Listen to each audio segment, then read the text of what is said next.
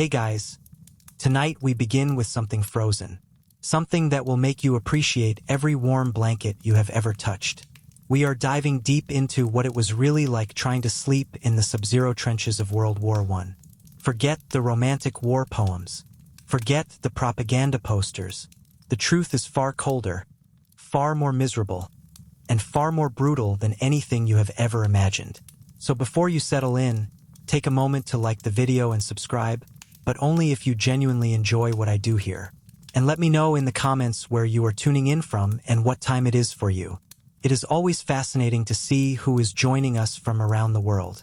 Now, dim the lights, maybe turn on a fan for that soft background hum. And let us ease into tonight's journey together.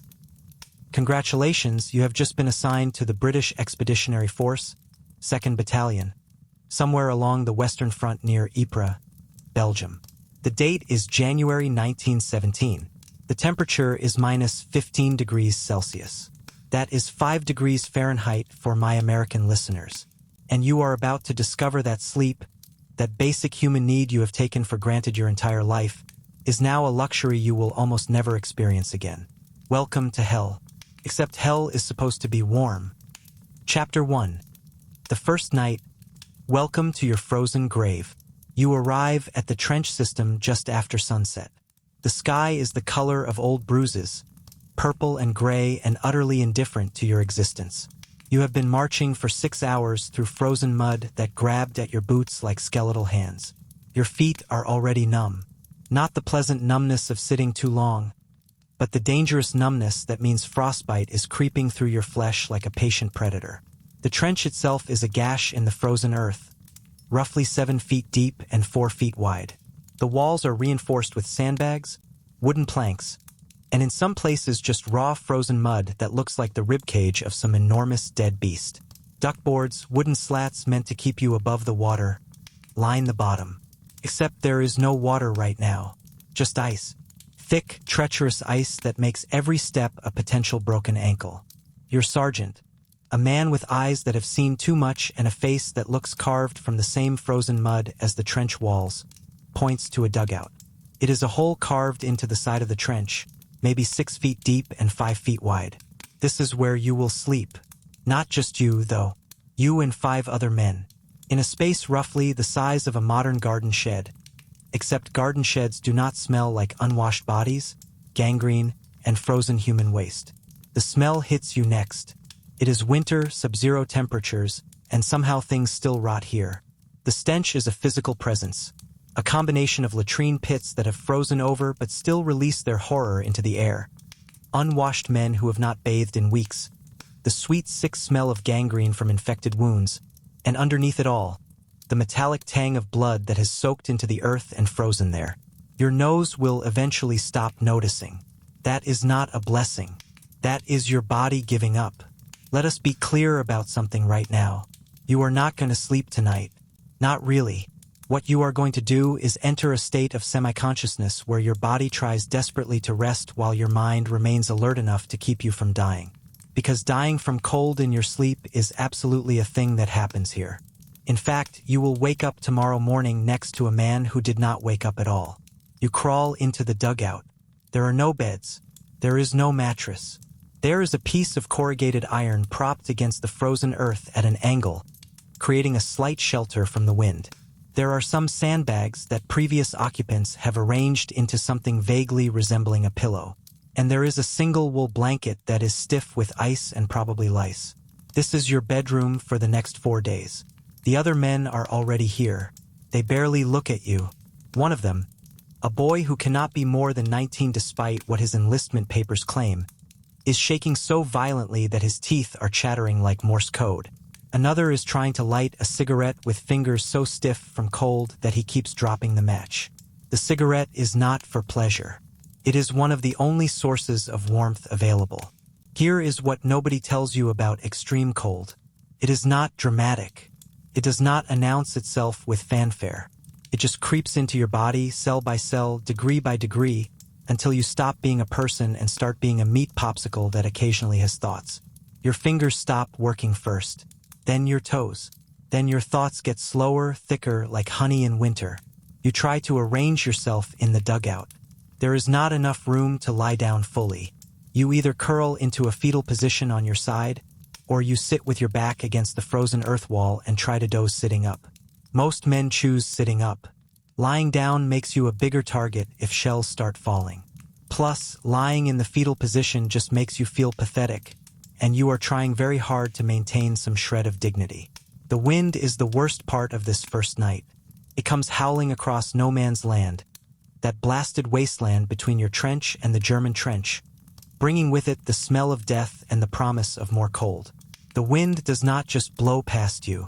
It finds every gap in your uniform, every opening in the dugout, every weakness in your defenses, and it exploits them ruthlessly. You have never understood the phrase bone-chilling cold until right now. Now you understand. The cold is literally in your bones. There is no heating. There is no fire. Fires are forbidden because the smoke gives away your position to German snipers who are very good at their jobs and would love to add your name to their kill count. Some men risk it anyway, trying to light small fires using bits of wood, newspaper, anything that burns. They huddle around these tiny flames like prehistoric humans, and sometimes they pay for it with a bullet through the skull.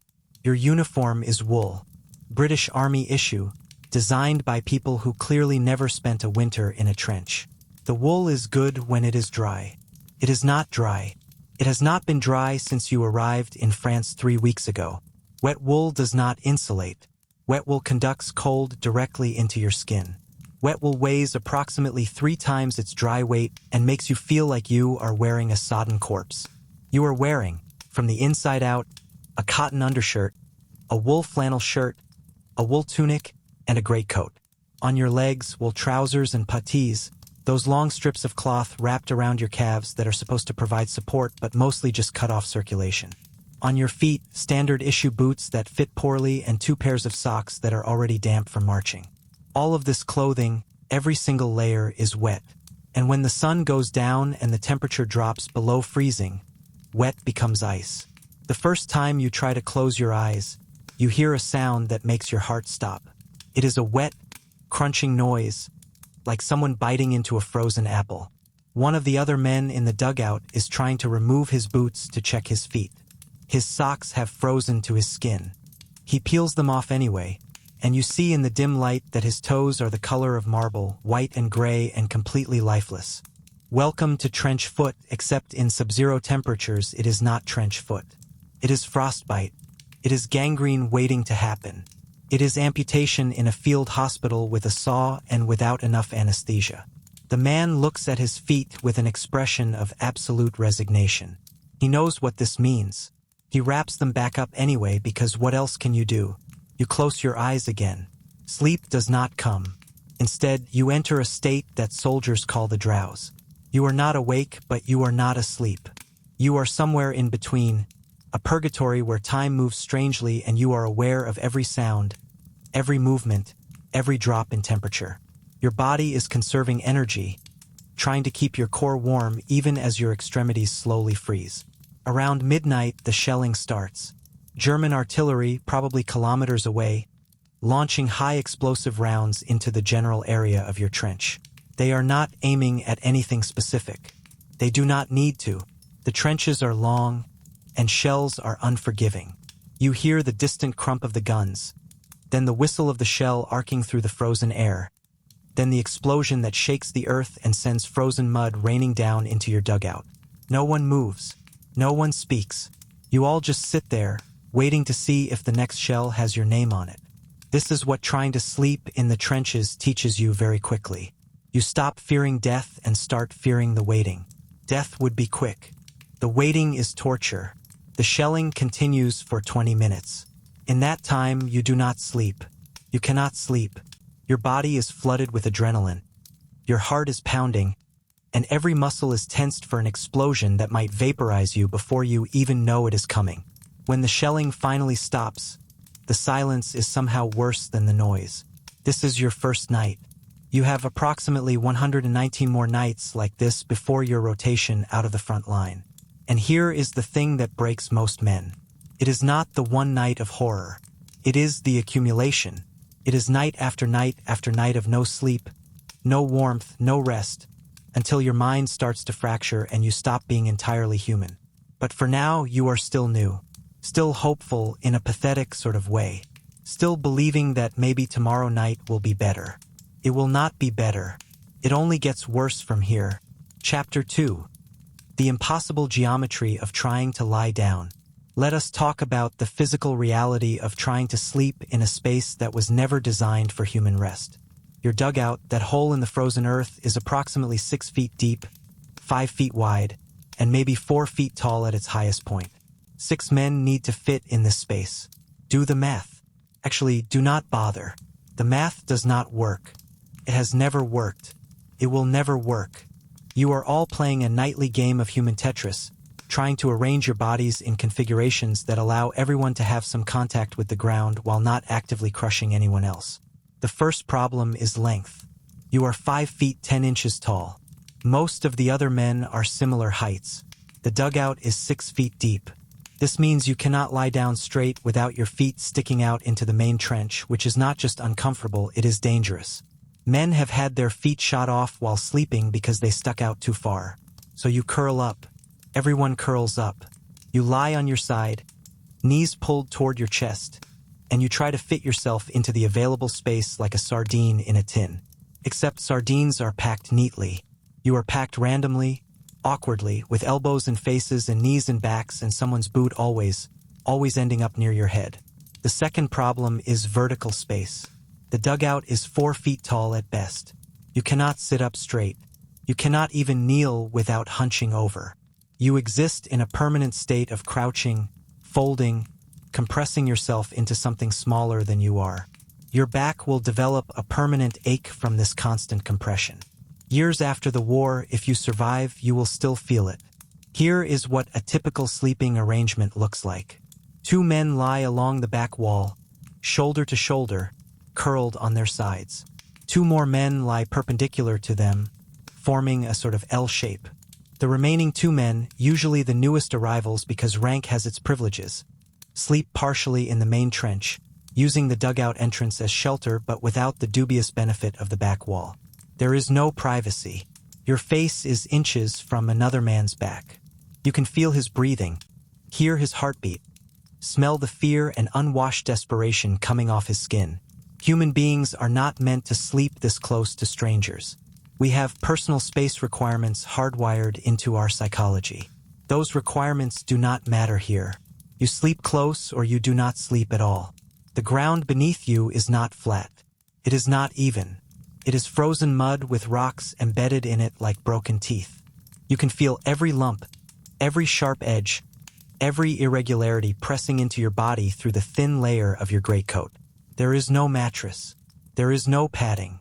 Some men try to make beds using sandbags, but sandbags filled with frozen sand are not much softer than the frozen earth itself. You try to find a position that does not hurt. This is impossible. Every position hurts. Lie on your left side, and your left shoulder goes numb within 20 minutes. Roll onto your right side, and your hip bone grinds against the frozen ground. Try your back, and the rocks dig into your spine. There is no winning position. There is only choosing which part of your body to sacrifice to numbness and pain. The cold makes everything worse. When you lie down, your body heat, what little you are producing, starts to leach into the frozen ground beneath you. You can feel it happening. Feel the cold creeping up through the earth and into your flesh. Your back gets cold first, then your side, then your legs. Within an hour of lying down, you are so cold that your muscles start to cramp. Here is a detail that never makes it into the history books. Men piss themselves trying to sleep in the cold. Not because they lack control, but because the cold suppresses the nerve signals that tell you when your bladder is full. You are lying there, half frozen, barely conscious, and suddenly you feel warmth spreading across your groin. For about 30 seconds, it feels almost pleasant. Then it starts to freeze. Then you are lying in frozen urine, and the smell mixes with all the other smells, and you hate yourself, but there is nothing you can do about it. Some men try to create insulation. They stuff newspaper inside their uniforms, between the layers of wool, trying to create air pockets that will trap heat. This works for about 15 minutes. Then your body heat, what little you have, makes you sweat. The newspaper gets damp. Damp newspaper conducts cold even better than wet wool. Now you are colder than you were before, and you have ink staining your skin. The positions change constantly. You cannot stay still because staying still means freezing. Every 20 or 30 minutes, someone shifts, trying to restore circulation to a numb limb. This shift causes a chain reaction. The man next to you has to shift. The man next to him has to shift. Soon everyone is moving, adjusting, trying to find comfort that does not exist. No one complains. Complaining wastes energy, and energy is the only currency that matters. There is a technique that develops over time. Experienced soldiers learn to sleep in what they call the standing drowse. You lean against the trench wall, feet spread slightly for balance, head tilted forward, and you let yourself drift into a light sleep while remaining upright. This is not real sleep. This is your brain stealing moments of unconsciousness while your body remains ready to move if shells start falling. But you are new, and you do not know this technique yet. So you lie there, curled in the frozen mud, pressed against men who smell like death and desperation, and you try to convince your body that this is rest. Your body is not convinced. Your muscles remain tense. Your mind remains alert. You drift in and out of consciousness in waves, never quite reaching actual sleep. Around 3 a.m., you finally manage to fall into something resembling sleep. It lasts 12 minutes. You know this because you check your watch when you wake up, jolted back to consciousness by the sound of a rat the size of a small dog scurrying across the man next to you. The rat does not care that you are trying to sleep. The rat has eaten better than you have. The rat is fat and sleek and absolutely fearless. The man the rat walked across does not even wake up. This tells you something important. He is so exhausted, so deep in the drowse, that even a massive rodent walking on his face cannot rouse him. You will reach this level of exhaustion too. Give it a week. You try to shift into a new position. Your left arm has gone completely numb from being pinned under your body. You try to move it and discover that it is not responding properly. This is not paralysis. This is just extreme cold combined with pressure cutting off circulation. You have to physically grab your left arm with your right hand and move it to a different position. Tingles painfully as blood flow returns. This is good. Tingling means your arm is still alive. The man sleeping with his head near your feet mumbles something in his sleep. You cannot make out the words, but the tone is clear. He is having a nightmare. Everyone has nightmares here. The nightmares are often better than being awake because at least in nightmares you are somewhere else, even if that somewhere is also terrible. You close your eyes again. Your back aches. Your hips ache. Your shoulders ache. Every joint in your body is stiff from cold and uncomfortable positioning. You think about your bed back home. Clean sheets. A pillow that is actually soft. A room that is actually warm. These memories are dangerous because they make you realize just how far you are from anything resembling normal human existence. Dawn is still 3 hours away. You have 3 more hours of lying here, trying to rest, failing to rest, slowly freezing from the inside out. And when dawn finally comes, you will not feel rested. You will feel more exhausted than when you lay down. That is the cruelest joke of all. Trying to sleep in the trenches does not restore you. It depletes you further. But you keep trying anyway because what else can you do? Chapter 3. The lice that never sleep. You have been in the trench for 3 days now, and you have started to notice something moving in your clothing. At first, you think it is just your imagination, a phantom sensation caused by cold and exhaustion. It is not your imagination. You have lice. Everyone has lice. Lice are the smallest enemy in this war, and they might be the most successful. The lice here are not like the lice you might imagine from a modern health class. These are trench lice, body lice, Pediculus humanus corporis, and they are evolved for exactly this environment. They thrive in the dirty, cramped, cold conditions. They live in the seams of your wool uniform, in the folds of your underwear, in your armpits and groin where it is warmest. And they bite, constantly. Here is what trying to sleep with lice feels like. You lie down, exhausted, desperate for even an hour of unconsciousness. You close your eyes. Within minutes, you feel the first bite. It is a small, sharp pinprick of pain, usually somewhere on your torso. You ignore it. Then another bite. Then another. Then dozens of them all at once, like tiny needles stabbing into your skin. The itching is unbearable. It is not a surface itch that you can scratch and forget. It is a deep, maddening itch that seems to come from inside your skin. You scratch, and scratching brings momentary relief, but it also breaks the skin. Broken skin means infection. Infection in the trenches means gangrene. Gangrene means amputation or death. So you try not to scratch. This is impossible. Every soldier in the dugout is scratching. You can hear it in the darkness. The sound of fingernails on wool, on skin. The soft cursing as someone tries to dig a particularly persistent louse out of a seam. Some men have given up on trying to control the lice and just accept them as permanent companions. They name them. They talk to them. They are going insane, but who can blame them? The army issues delousing stations behind the lines. When you rotate out of the front trench, you are supposed to go to these stations where they have large vats of boiling water and chemicals meant to kill the lice. You strip naked, your clothes go into the vats, you get a freezing cold shower, and then you get your clothes back. The process kills maybe 60% of the lice. The remaining 40% are the strongest, the most resilient, and they breed immediately. But you are not behind the lines right now. You are in the front trench, and there is no delousing station. There is only the nightly ritual of trying to manually pick the lice out of your clothing. You take off your tunic, despite the cold, and you go through the seams inch by inch, looking for the tiny gray-white creatures. When you find one, you crack it between your thumbnails. It makes a small popping sound. There is a grim satisfaction in this sound. Some men hold their uniforms over candles, trying to burn the lice out of the seams.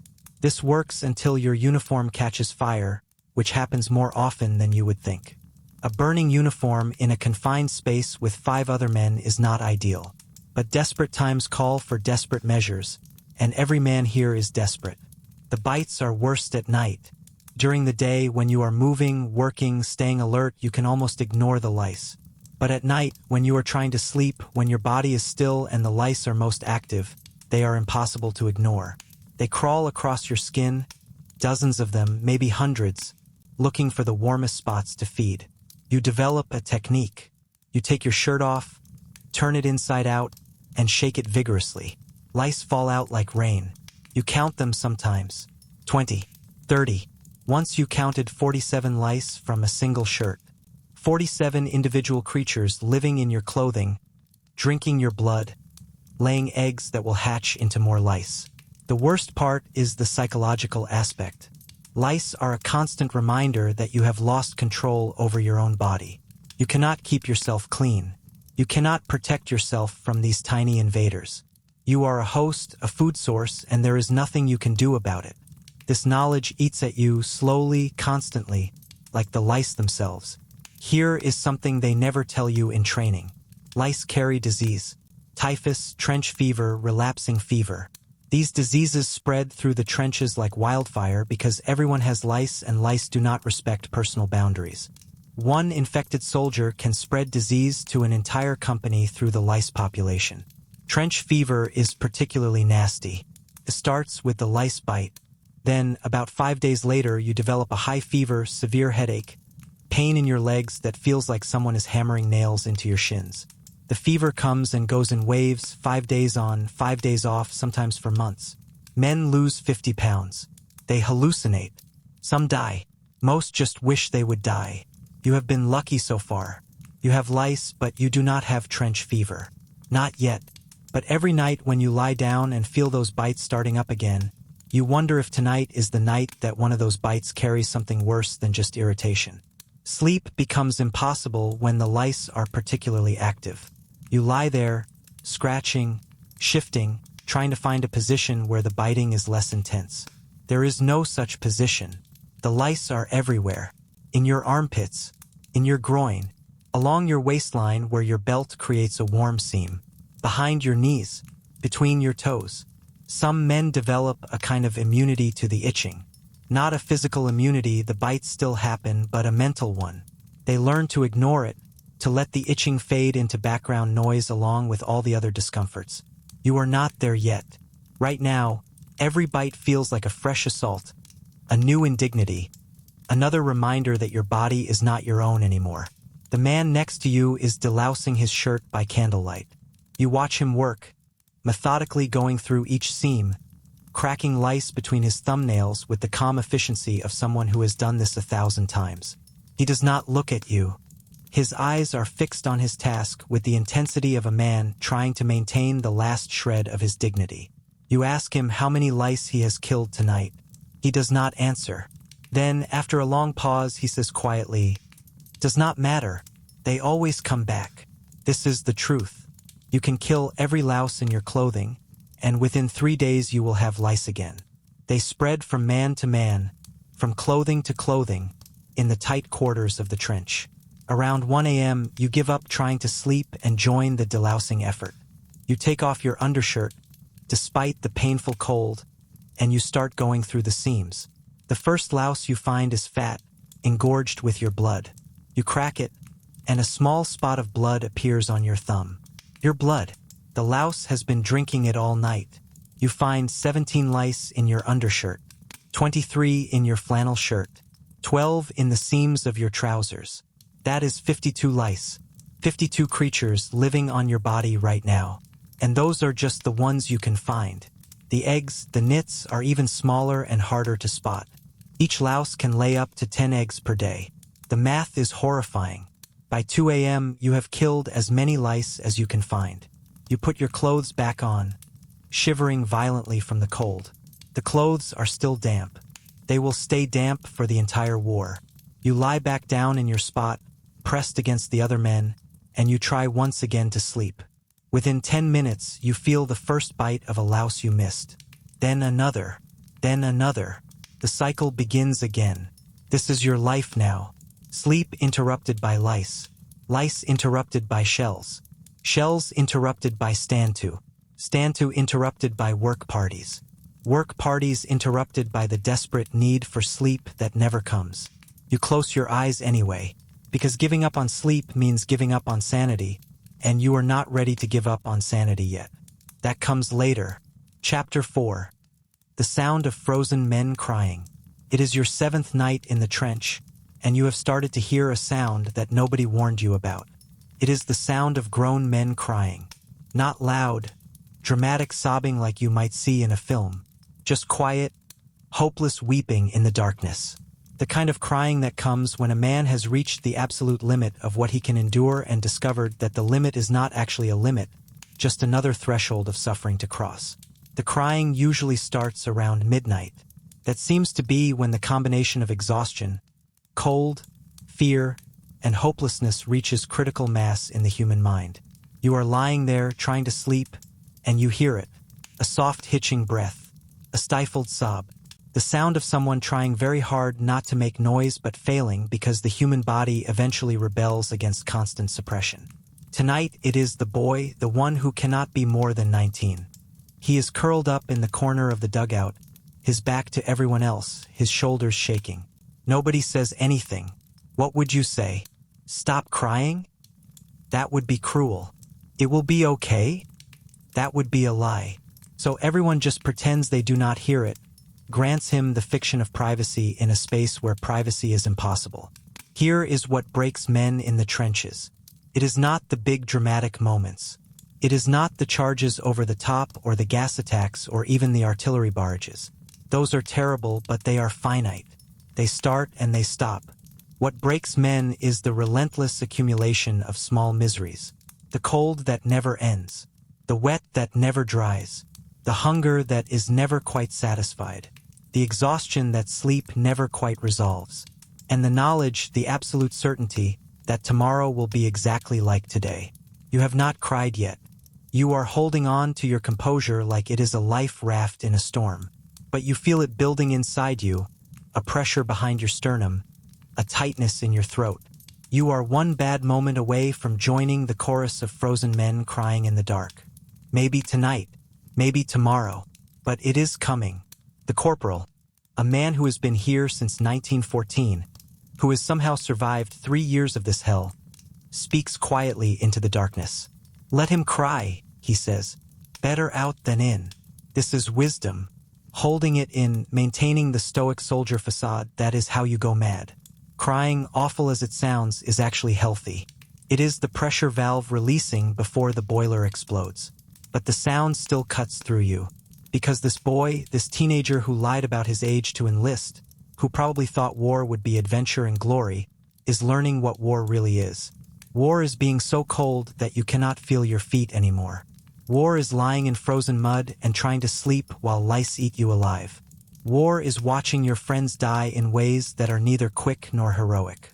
War is discovering that human suffering has no floor, only deeper basements. Around 1 a.m., the boy stops crying. This is not because he feels better. This is because he has exhausted his capacity for tears. His body has shut down that particular response to conserve resources.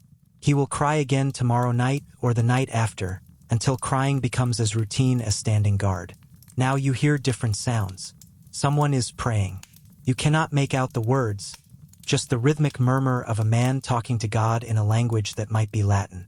You are not religious, never have been, but you understand the impulse. When you have no control over anything, when every moment might be your last, prayer makes a certain kind of sense.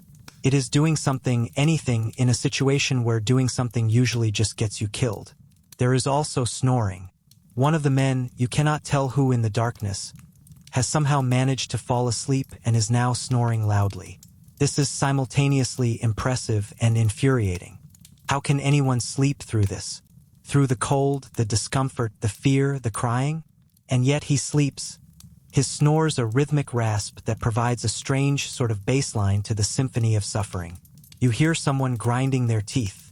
This is unconscious, a stress response that happens during the drowse. The sound is like two pieces of chalk scraping together, tooth enamel wearing down night after night until some men develop cracks and cavities from the constant grinding. Dental care in the trenches is non-existent. You get a toothache, they pull the tooth. No anesthetic. Just two men to hold you down and a pair of pliers. Around 2 a.m., you hear a new sound, whimpering. It is coming from the man on your left, and at first you think he is crying too. Then you realize he is asleep. He is having a nightmare. His eyes are moving rapidly under his closed lids. His hands are twitching. His breath is coming in short gasps. Whatever he is dreaming, it is bad. Do you wake him? This is a genuine moral question. If you wake him, you are pulling him out of the nightmare, which seems kind. But you are also pulling him back into reality, which is arguably worse than any nightmare. At least in nightmares, you eventually wake up. In reality, you are stuck here. You decide to leave him. He will wake on his own eventually. They always do, jolting back to consciousness with a gasp, disoriented and terrified until they remember where they are. Then they remember where they are, and the terror changes quality but does not diminish. The sounds of the night continue. Someone is having a coughing fit. This is dangerous because coughing attracts sniper fire, but the man cannot help it. He has bronchitis, probably, from breathing damp, cold air for weeks. He tries to muffle the coughs in his sleeve, but the sound still carries. You all wait, tense, listening for the crack of a rifle shot. It does not come. Lucky. Around 3 a.m., you hear singing. It is so quiet you almost miss it. Someone is humming a song, something from before the war, something that probably played in music halls when the world made sense. The tune is familiar, but you cannot place it. The humming is off-key and broken, but it is also strangely beautiful in its sadness. Others join in, one by one, humming or singing softly. No words, just the melody, a shared memory of normalcy. This lasts for maybe 2 minutes. Then it stops, as suddenly as it started, and the silence that follows feels heavier than before. You think about home. This is always a mistake. Thinking about home makes you realize how far away you are, not just in distance but in experience. The person you were before you came here is dead. The person you are becoming is someone you do not recognize. There is no going back to who you were. Even if you survive this war, even if you go home, you will bring the trenches with you. The boy starts crying again. Softer this time, more resigned. He has moved past the initial shock of suffering and entered the acceptance phase. He is crying not because he hopes things will get better, but because he knows they will not. This is worse, in a way. Hope is painful, but hopelessness is empty. You want to say something comforting. You want to tell him it will be okay. You want to lie convincingly enough that he believes it, even if you do not. But your throat is tight and your words would sound hollow, so you say nothing. Silence is the most honest response you can offer. Around 4 a.m., the crying stops again. The praying stops. The humming stops. There is just silence and the sound of breathing, the rasping wheeze of men trying to oxygenate blood that is too cold to carry oxygen efficiently. You are all waiting for dawn, that gray light that will release you from the particular hell of trying to sleep and allow you to enter the different hell of being awake. But dawn is still 2 hours away. 2 more hours of lying here, listening to the sounds of frozen men breaking in the dark. 2 more hours of fighting off your own urge to cry, to pray, to hum forgotten songs from a world that no longer exists.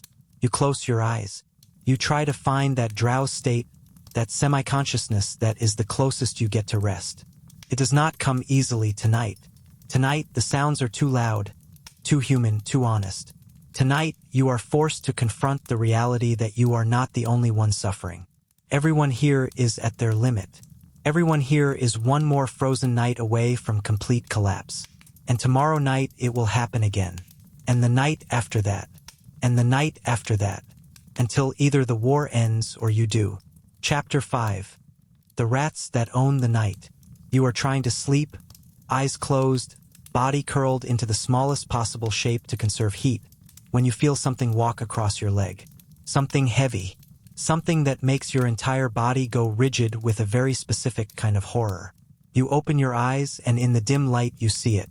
A rat, not a normal rat, a trench rat, and it is the size of a well-fed house cat. Let us be very clear about the rats in the Western Front trenches. These are not the nervous little creatures you might see scurrying away from humans in a modern city. These rats are confident. They are fat. They are fearless. And they are everywhere. They live in the walls of the trench, in the dugouts, in no man's land, feeding on a buffet that the war has generously provided for them. What do they eat? Everything. Rations. Food scraps. Leather boots if they can get to them. Dead horses. Dead men. The rats here do not distinguish between human corpses and any other food source. Why would they? Meat is meat, and there is a lot of meat available in a war zone. Bodies lie in no man's land for weeks sometimes, bloating and decomposing, and the rats feast. The rat on your leg is looking at you. Its eyes catch the faint light, reflecting red like tiny coals. It is not afraid of you. If anything, it is evaluating you, trying to determine if you are a threat or just another piece of terrain. You move your leg sharply, trying to shake it off. The rat hops down, annoyed rather than frightened, and waddles away with the confidence of something that knows it is in charge here. Here is a fact that will make your skin crawl. The rats here have learned to recognize the sound of wounded men. When someone is hit by shrapnel and lies in no man's land calling for help, the rats come. They start on the wounded men before the wounded men are dead. They go for the soft parts first. Eyes, lips, fingers, wounds. Men have been found with their faces partially eaten, still breathing, still conscious. This is the kind of detail that does not make it into war memorials. You try to go back to sleep. This is impossible now because you know there are rats, and once you know they are there, you feel them everywhere. Every small movement could be a rat. Every sound could be rat claws on wood. You have developed a phobia very quickly, and it is entirely rational. These rats carry disease, plague, typhus, leptospirosis, rat bite fever. They are four-legged pestilence factories. Some men try to kill the rats. They set traps. They use clubs. One soldier you met claims he has killed over 300 rats in the past 6 months. He is proud of this number. He keeps count. You understand why. Killing rats is one of the few things in this war where you can actually see results. The enemy in the German trench is invisible most of the time. But rats are right here, tangible, and you can actually kill them. The problem is that killing rats does nothing. For every rat you kill, there are 50 more. They breed constantly, litter after litter of hungry young rats that grow fat on the abundance of protein lying around the battlefield. The rats are winning their war. They have already won it. This is their territory now. You are just visiting. Around midnight, you hear a commotion in the next dugout. Someone is yelling, and there is the sound of thrashing.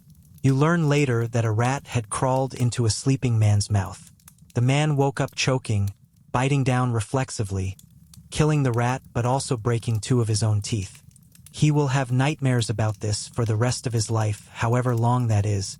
The rats are loudest at night.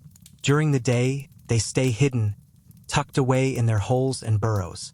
But when the sun goes down and the trenches get quiet, they come out. You can hear them moving in the walls, their claws scratching on wood and corrugated iron. You can hear them fighting over food scraps, their squeals and hisses carrying through the cold air. One night, you count how many rats you can see from your position in the dugout without moving. 7. 7 rats visible at once, going about their rat business, completely unconcerned by the presence of humans. One is dragging a piece of bread 3 times its body weight. Another is grooming itself, sitting on its haunches like a tiny person. A third is watching you watch it, whiskers twitching, evaluating. The worst is when you feel them but cannot see them. You are lying there, trying to sleep, and you feel something small and fast run across your chest. By the time you react, it is gone. Was it a rat? Maybe. Could have been a mouse. Could have been your imagination. Probably was not your imagination. You spend the next 20 minutes lying very still, every muscle tense, waiting for it to come back. Some men have made peace with the rats. They feed them scraps, name them, treat them like pets. This is insane but also understandable. The rats are consistent. They show up every night. They are alive and thriving in an environment where everything else is dying. There is something almost admirable about their survival skills, even as you hate them. You try putting your pack over your face, creating a barrier between you and the rats. This works until you cannot breathe properly and have to remove it. You try sleeping with your hands covering your face. This works until your hands go numb from cold and you have to tuck them back under your armpits. There is no winning strategy. The rats have the advantage. Around 2 a.m., you hear a rat in the dugout itself. Not near you, but close enough. It is rummaging through someone's pack, looking for food. The pack's owner is either asleep or too exhausted to care. The rat pulls out something, you cannot see what, and begins eating it with small crunching sounds that echo in the confined space. You think about the stories you have heard. Men waking up to find rats nibbling on their toes. Men getting rat bites that turn septic and require amputation. Men developing phobias so severe that they cannot sleep at all, just lie awake watching for rats until their minds snap. These stories are not exaggerated. You are living in a horror story, and the rats are one of the main characters. There is a technique you learn. If a rat gets on you while you are trying to sleep, stay very still. Do not move suddenly. Moving suddenly scares the rat, and scared rats bite. Instead, move slowly, carefully, giving the rat time to hop off on its own terms. This is humiliating, negotiating with a rat like it is a superior officer, but it works better than panic. The rat population actually helps the army in one way. They dispose of bodies that cannot be recovered. In no man's land, between the trenches, where the dead lie in twisted piles, the rats clean up. By the time anyone can retrieve the bodies, the rats have already done most of the work. This is both practical and utterly horrifying. You finally fall into a light sleep around 3 a.m. You dream about rats. In your dream, they are the size of dogs, and they are chasing you through trenches that twist and turn endlessly. You wake up at 3:15, heart pounding, to find a real rat sitting on the sandbag near your head. It is grooming its whiskers, completely relaxed. You stare at each other for a long moment. Then it loses interest and wanders off. The rest of the night passes in a state of hyper-awareness. Every sound is a rat. Every shadow is a rat. You count the minutes until dawn, when the rats will retreat to their hiding places and you can pretend they do not exist. But you know the truth. Tonight, when you try to sleep again, they will be back. This is one of the great unspoken truths of the war. The rats have won. They own the night. You are just trying to survive in their kingdom. Chapter 6. The morning stantio, when sleep becomes dangerous. It is 4:45 a.m. You have been lying in the dugout for 6 hours, and you have slept maybe 45 minutes total, in scattered fragments that barely qualify as rest. Your body aches in places you did not know could ache. Your mind is foggy with exhaustion. And now, just when you might actually fall into deep sleep, someone is shaking your shoulder and hissing "stand to" in your ear. Stand to, short for stand to arms. This is the morning ritual that happens every single day, without exception, in every trench on the Western Front.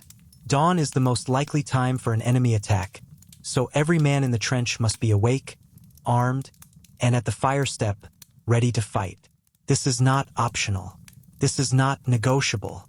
Even if you are sick, even if you are injured, even if you spent the entire night not sleeping and desperately need just one more hour, you crawl out of the dugout, your body protesting every movement.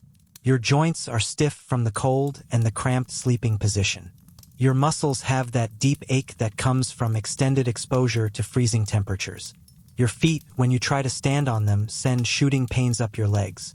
This is probably the early stages of trench foot, but you ignore it because everyone has trench foot and complaining achieves nothing. The trench is already filling with men. Everyone looks like you feel, hollow-eyed, gray-faced, moving with the slow deliberation of the truly exhausted. No one speaks. What would you say? Good morning? There is nothing good about this morning. The sky is the color of dirty dishwater. The temperature is somewhere around -10 Celsius. And you are about to spend the next hour standing at attention, watching the enemy line for movement that probably will not come. You take your position on the fire step, that raised platform of wood and sandbags that lets you see over the top of the trench. Your rifle is in your hands, cold metal that seems to draw warmth out of your fingers even through your gloves. The gloves are wool army issue, and they are worse than useless. They are wet, they are frozen stiff, and they make it almost impossible to manipulate the bolt action of your rifle. You peer over the sandbag parapet, looking at no man's land. In the growing gray light, you can see the wasteland clearly. Shell craters filled with frozen water. Coils of barbed wire stretching into the distance like metallic thorns. And scattered throughout, the shapes of dead men. Some fresh, some not. Some frozen in positions that look almost peaceful. Others twisted and broken in ways that deny any hope of dignity in death. This is your view every morning during stand to. Dead men, frozen earth. The enemy trench 300 yards away, a mirror image of your own trench, filled with men who are probably just as cold and miserable as you are. Sometimes you wonder if they are also standing there, looking back at you, thinking the same thoughts. Probably not. They are Germans. They are the enemy. But they are also men trying to sleep in frozen trenches, and that makes you unwilling brothers in suffering. The corporal walks down the trench line, checking each man. He stops at you, looks you over with eyes that have seen too much. You look like shit, he says matter-of-factly. This is not an insult. This is an objective assessment. Get some hot tea in you when we stand down, and change your socks. Your feet are going to rot off if you do not. You nod. You know he is right. But changing your socks requires having dry socks, and you do not have dry socks. Every pair you own is damp at best, soaking wet at worst. You have been wearing the same pair for 4 days because they are the least wet option available. The idea of putting on marginally drier socks is not appealing enough to warrant the effort of actually changing them. The minutes crawl by. You stand there, swaying slightly from exhaustion and cold, trying to keep your eyes focused on the German line. If an attack comes, it will come fast. The Germans will charge out of their trench, cross no man's land, and hit your trench in a wave of bodies and bayonets. Your job is to shoot them before they reach you.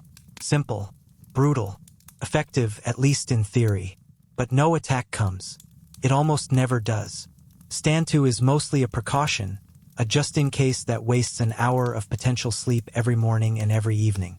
But you cannot skip it because the one time you do, the one time everyone is too tired to bother, that will be the morning the Germans attack.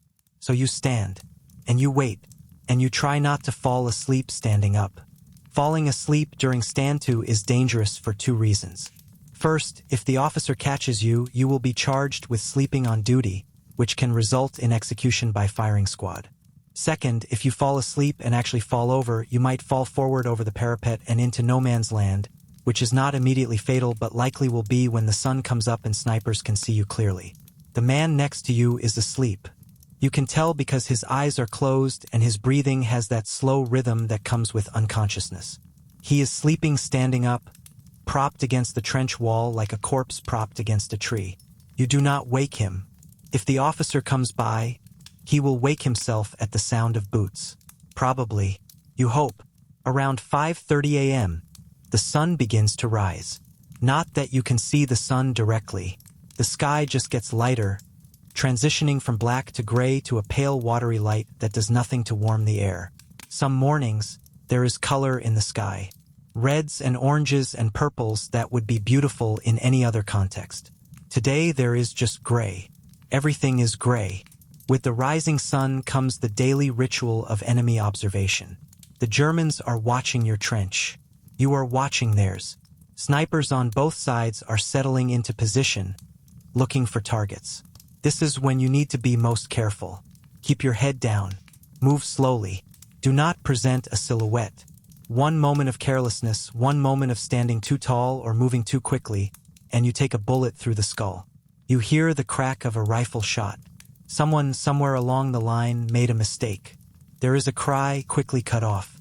Then the sound of a body slumping down. You do not turn to look. Looking accomplishes nothing except making you a target. Someone else will deal with the body. Someone else always deals with the bodies. At 5:45 a.m., the sergeant calls stand down. Everyone relaxes slightly, stepping down from the fire step, lowering their rifles. The man who was sleeping standing up jerks awake, looks around in confusion, then relaxes when he realizes he was not caught. You are all too tired to care about his minor infraction. Now comes breakfast. Hot tea and hard biscuits if you are lucky. Just hard biscuits if you are not. The tea is amazing, despite being made with water that tastes like rust and chemicals. It is hot. That alone makes it one of the best things in your life right now. You wrap your frozen hands around the metal cup, absorbing the warmth, and you drink it slowly, making it last. The hard biscuits are called hardtack, and they are appropriately named. They are hard, tooth-breakingly hard. You have to soften them in your tea or break them with the butt of your rifle before you can eat them. They taste like chalk and disappointment, but they are calories, and calories are fuel, and fuel keeps you alive. You are supposed to sleep now during the day, making up for the night of not sleeping. This is the theory. The reality is that the trench is active during the day. Work parties are organized to repair damaged sections. Supplies are moved. Officers conduct inspections. Artillery bombardments happen. Sleeping during the day is only slightly more possible than sleeping at night. You return to the dugout anyway, crawl back into your spot, and close your eyes. Your body desperately needs rest. Your mind knows that rest is not coming. But you try anyway because the alternative is admitting defeat, and you are not ready for that yet. As you drift into the drowse, your last thought is about tonight. Tonight you will do this all over again. Try to sleep. Fail to sleep. Stand to at dawn. Repeat. This is your life now. This is every soldier's life in the trenches. An endless cycle of exhaustion that is slowly, methodically, destroying your mind and body. But for now, you have a few hours. A few hours to exist in that strange space between consciousness and unconsciousness. It is not sleep. It is not rest. But it is all you have. Chapter 7. The food that never warms you. It is noon and you are trying to eat lunch. This should be simple. This is not simple. Nothing is simple in a trench where the temperature has not risen above freezing in 2 weeks. Your lunch is officially called makanaki, a canned stew of turnips, carrots, and allegedly beef. In reality, it is a congealed mass of fat and gristle that has frozen solid in its tin. You are supposed to heat it. There are small Tommy cookers, portable stoves that burn solidified alcohol tablets, meant for this purpose. But fuel tablets are scarce, ration carefully, and using one for lunch means you will not have one for dinner. Most men choose to save their rations for later and eat the stew cold, or rather, frozen. Here is what eating frozen stew is like. You pry open the tin with your bayonet, which takes more effort than it should because your hands are stiff from cold. Inside, the stew has separated into layers. Fat on top, frozen solid and white like lard. Below that, chunks of turnip and carrot that have ice crystals growing on them. And somewhere in there, maybe, pieces of meat that are indistinguishable from the gristle. You scoop some into your mouth with your fingers because the issued spoon is somewhere in your pack and you cannot be bothered to find it. The frozen stew does not melt in your mouth. Your mouth is not warm enough to melt it.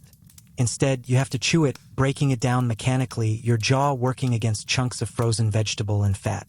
Tastes like nothing. Literally nothing. The cold has killed any flavor it might have had.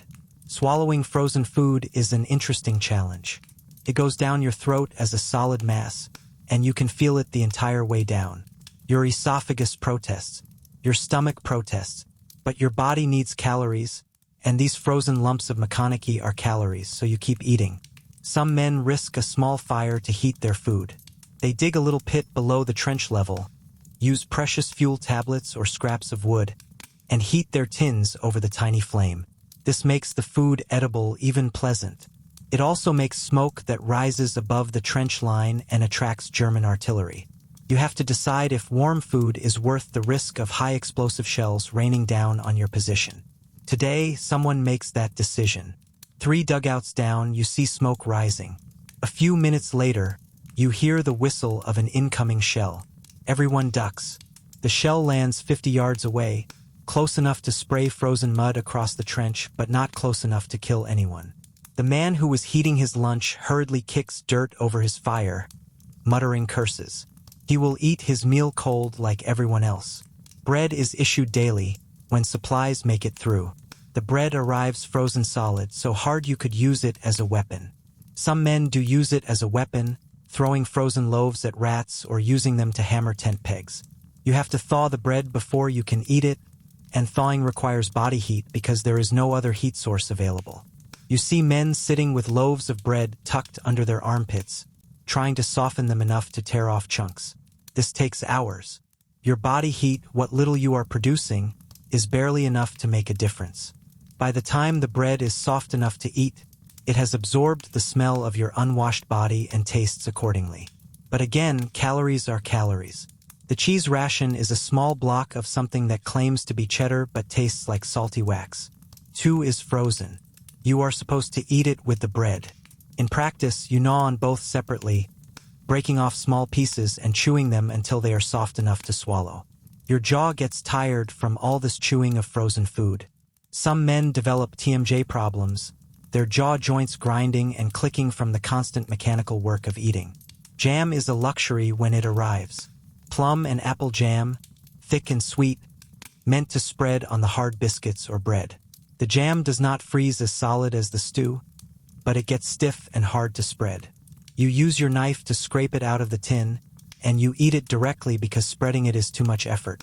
The sweetness is almost painful after days of eating nothing but bland, frozen slop. Tea is the one constant source of warmth. Tea is boiled in large dixies, metal containers that hold gallons of water. The water comes from God knows where. Sometimes it is from a well behind the lines. Sometimes it is from shell holes that have filled with rainwater. Sometimes it clearly comes from places you do not want to think about because it has a chemical taste and makes men sick. The tea is made strong enough that you could stand a spoon up in it. Sugar is added liberally, not for taste but for calories. The resulting brew is black, syrupy, and absolutely wonderful. You drink it burning hot, letting it scald your mouth and throat, because that burning sensation is the first time you have felt warm in days. Your hands wrap around the metal cup, absorbing every bit of heat, and you drink slowly, making it last. Some men add rum to their tea when the rum ration is issued. The rum is supposed to be drunk straight, a tot of it handed out before morning stand-to or before going over the top. But mixing it with tea stretches it out, makes the warmth last longer. Drunk in tea, the rum creates a pleasant fog in your head, dulling the cold and fear for a few precious minutes. Bully beef is another staple. Corned beef in tins, fatty and salty and not particularly appealing even when warm. Frozen, it is even worse. You hack chunks off with your bayonet and eat them like candy bars, the frozen meat squeaking against your teeth. The fat coats your mouth and does not wash away easily. You will taste bully beef for hours after eating it. The worst is when you are on a work party or sentry duty and cannot eat at the designated mealtime. Your ration gets cold. Not frozen solid cold, but the kind of cold where the fat congeals into white lumps and everything tastes like refrigerated death. You eat it anyway because missing a meal means going hungry, and hunger in the cold is dangerous. Your body needs fuel to generate heat. No fuel means your core temperature drops. Core temperature drops mean hypothermia. Hypothermia means death. Eating is a joyless mechanical process. You are not eating for pleasure.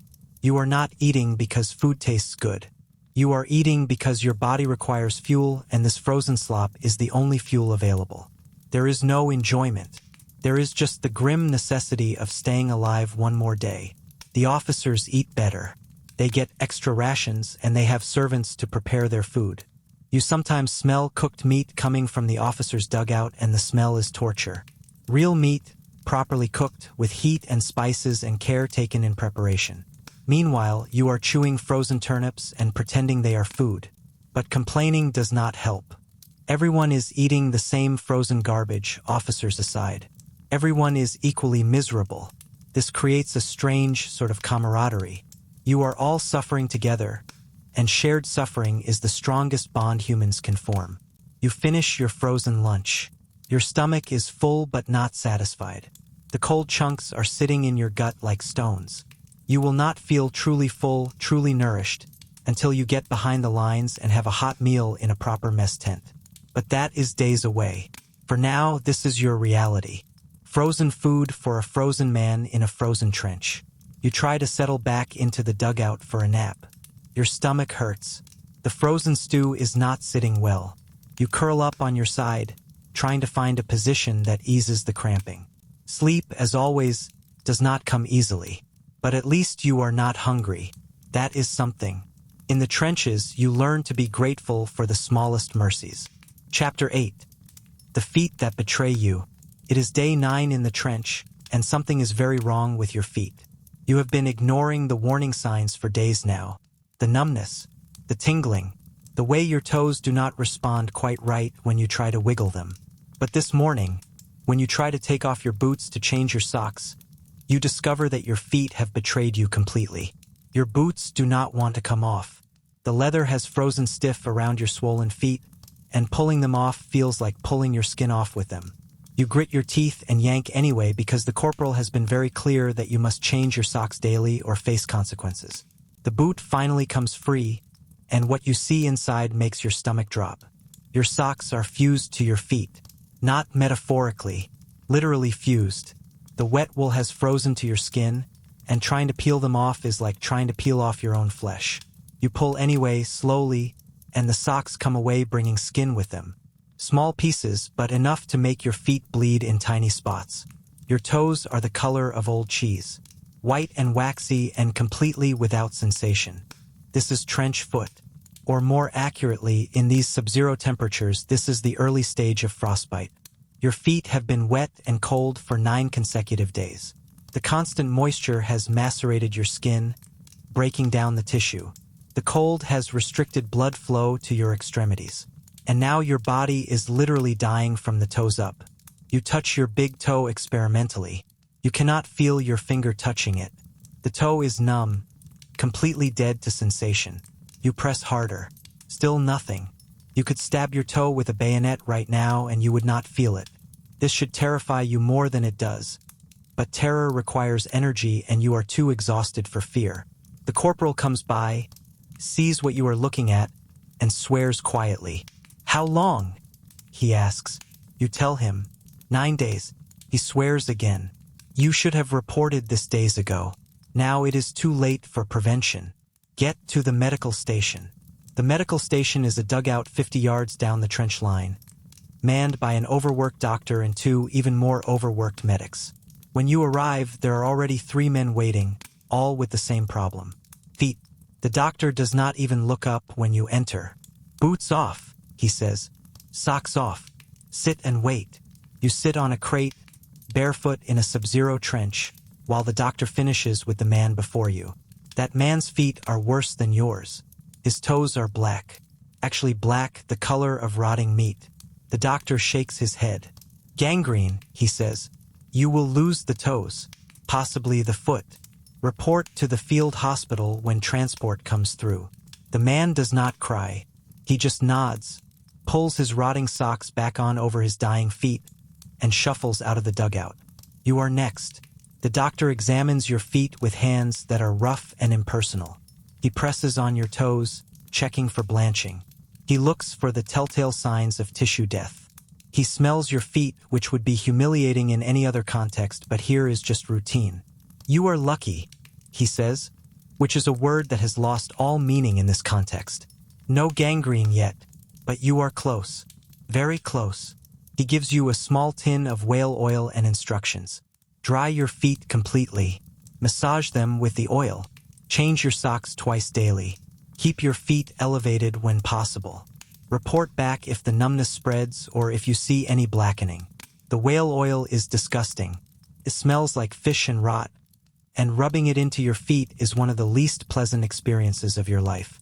But you do it anyway because the alternative is amputation. You massage the oil into your white, waxy toes, trying to restore circulation, trying to bring life back to tissue that is dangerously close to death. Changing your socks twice daily is easier said than done when you only have 3 pairs of socks total and all of them are wet. The system is supposed to work like this. You wear 1 pair while drying the other 2 pairs against your body using body heat. In practice, your body heat is not sufficient to dry anything, so you are just rotating between 3 pairs of equally wet socks. Some men dry their socks over candles, carefully holding them above the flame until the wool steams and the moisture evaporates. This works, but it is time-consuming and it wastes precious candle supply. Also, wool is flammable, and there are stories of men accidentally setting their socks on fire and then having no socks at all. You try the candle method anyway. You hold your socks over a tiny candle flame, turning them slowly, watching the steam rise as moisture evaporates. The smell is terrible, wet wool and foot sweat being heated together. But slowly, painfully, the socks dry. Not completely dry. Nothing ever gets completely dry here, but dry enough that putting them on does not feel like wrapping your feet in ice water. The socks go back on. The boots go back on. Both of these processes hurt in ways you cannot quite describe. Your feet are so swollen that the boots barely fit. The pressure on your numb toes is agonizing despite the numbness, a phantom pain that comes from damaged nerves firing randomly. You lace the boots as loose as you dare, but too loose means they will fall off, and losing a boot in the trench is a death sentence. You try to walk. Your feet do not work right. The numbness means you cannot feel the ground properly, cannot judge how hard you are stepping or where your feet are landing. You stumble, catch yourself on the trench wall, stand there for a moment trying to remember how walking is supposed to work. All around you, other men are dealing with the same problem. You see soldiers limping, hobbling, moving with the careful uncertainty of people whose feet are no longer reliable. Some men have wrapped their feet in newspapers under their socks, trying to create extra insulation. Some have stolen extra socks from dead men, doubling up. Everyone is trying something, anything, to save their feet. The worst cases are the men who have developed gangrene. You can smell them before you see them. The sweet, sick smell of rotting flesh is unmistakable. These men walk like zombies, dragging their dead feet behind them, waiting for transport to a field hospital where surgeons will amputate the damaged tissue. Some will survive the surgery, some will not. All of them will go home without the feet they arrived with. Here is what nobody tells you about trench foot and frostbite. It does not just affect your feet, it affects your mind. Knowing that your body is failing, that you are literally rotting from the extremities inward, creates a special kind of psychological horror. You become hyper-aware of every sensation in your feet, or lack thereof. Every tingle might be circulation returning or nerves dying. Every pain might be healing or gangrene starting. You cannot sleep anymore without obsessing over your feet. Are they getting worse? Is the numbness spreading? When you finally drift into the drowse, you dream about your feet falling off, just dropping from your ankles like overripe fruit. You wake up in a panic and have to check that they are still there, still attached, still theoretically functional. The doctor has told you that if you can keep your feet dry and clean for a week, the trench foot will reverse. Circulation will return. Sensation will come back. Your toes will turn from white to pink and everything will be fine. But keeping your feet dry for a week in a frozen trench is impossible. You cannot do it. Nobody can do it. The best you can hope for is to keep the condition from getting worse. You spend the rest of the day obsessing over your feet, wiggling your toes every few minutes to check if sensation has returned, unlacing your boots slightly to relieve pressure, massaging whale oil into them whenever you have a spare moment. Your feet have become your entire world, and the world is very small and very cold. Night falls and you try to sleep. Your feet throb with phantom pain, a weird combination of numbness and aching that makes rest impossible. You lie there, curled up in the dugout, trying to position your feet so they are elevated slightly, so blood can flow to them more easily. It does not help much, but it is better than nothing. Tomorrow you will do this all over again. Check your feet. Apply whale oil. Change your socks. Try to keep them dry. Try to stay alive. One more day with your feet attached. That is the goal now. Forget winning the war. Forget defeating the Germans. Just keep your feet attached to your body. That would be victory enough. Chapter 9. The never-ending Stantio and Sentry Duty. It is your 10th night in the trench, and tonight you have drawn sentry duty. This means that instead of trying to sleep in the dugout, you will spend the next 4 hours standing absolutely still at a designated observation post, watching no man's land for enemy movement in complete darkness while you slowly freeze to death. And you are not allowed to complain about this because sentry duty is not punishment. It is rotation. Everyone does it. Your turn is now. The sentry post is a shallow indentation in the front wall of the trench, reinforced with sandbags and positioned to give a clear view over the parapet. There is a small wooden step to stand on, raising you just high enough to see over the top. There is no shelter, no windbreak. You are fully exposed to the elements, and the elements are hostile. Your shift starts at 10 p.m. The sergeant briefs you with the same words he has used for every sentry for the past 3 years. Stay alert. Watch for movement.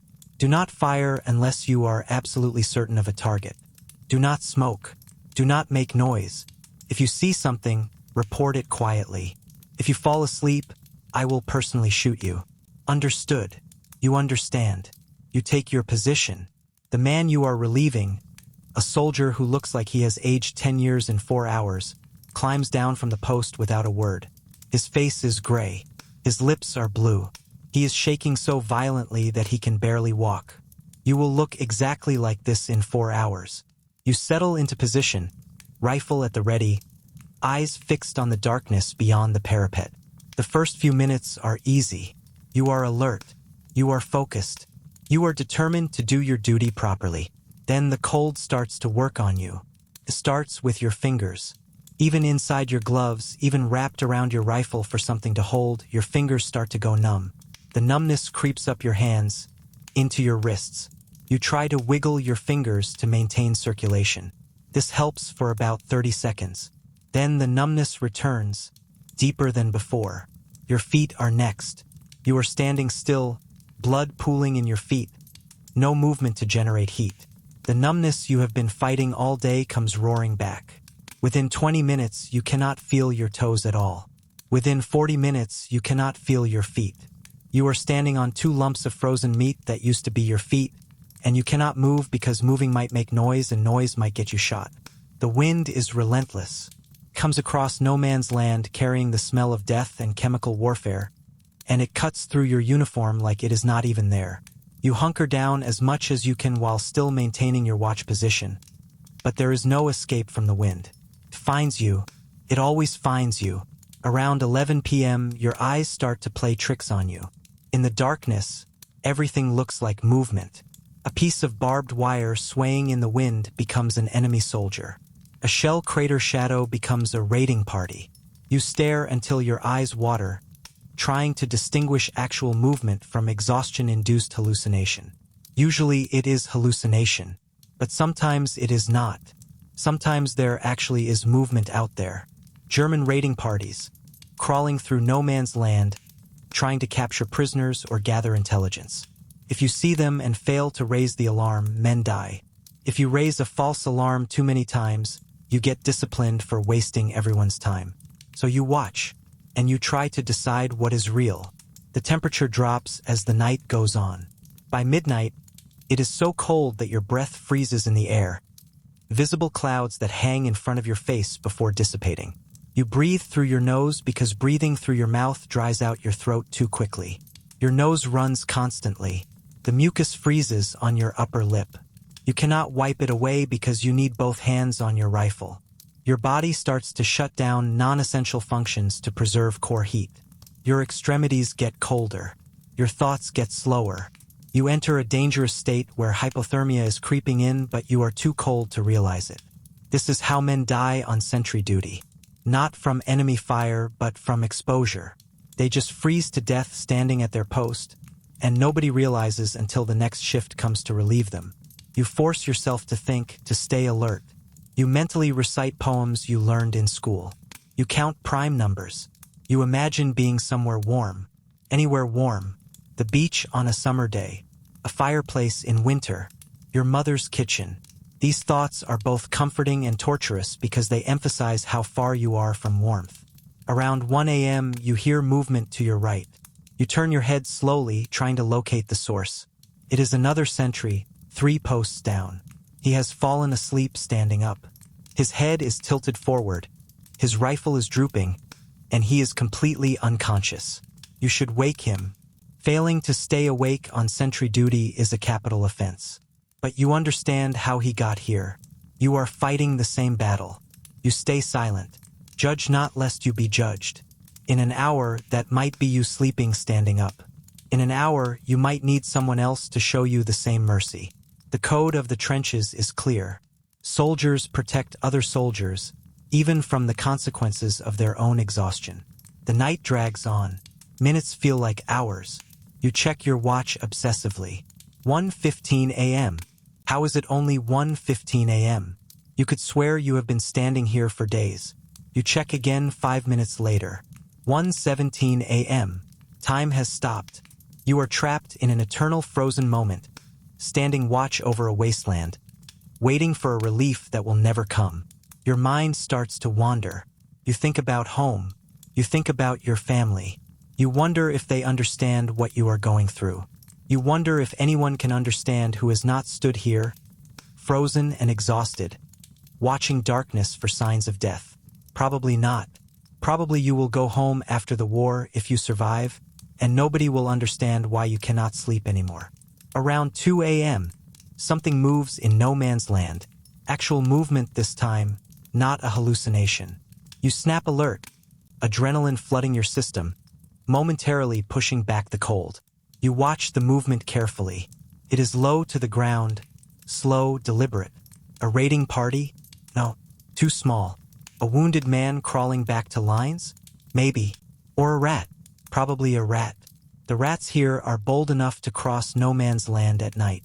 You watch for 5 more minutes. The movement continues but does not approach your trench. Eventually you decide it is a rat, or a hallucination, or a wounded man who will die out there regardless of whether you report it. You relax slightly, though relax is not the right word. You return to the base level of tension that passes for relaxation here. Your relief is supposed to arrive at 2 a.m. At 2:05, they have not shown up. You start to panic. What if they forgot about you? What if the sergeant made an error in the duty roster? What if you are expected to stand here all night? You have heard stories of this happening, of men standing double shifts because of administrative errors. At 2:12, you see movement in the trench behind you.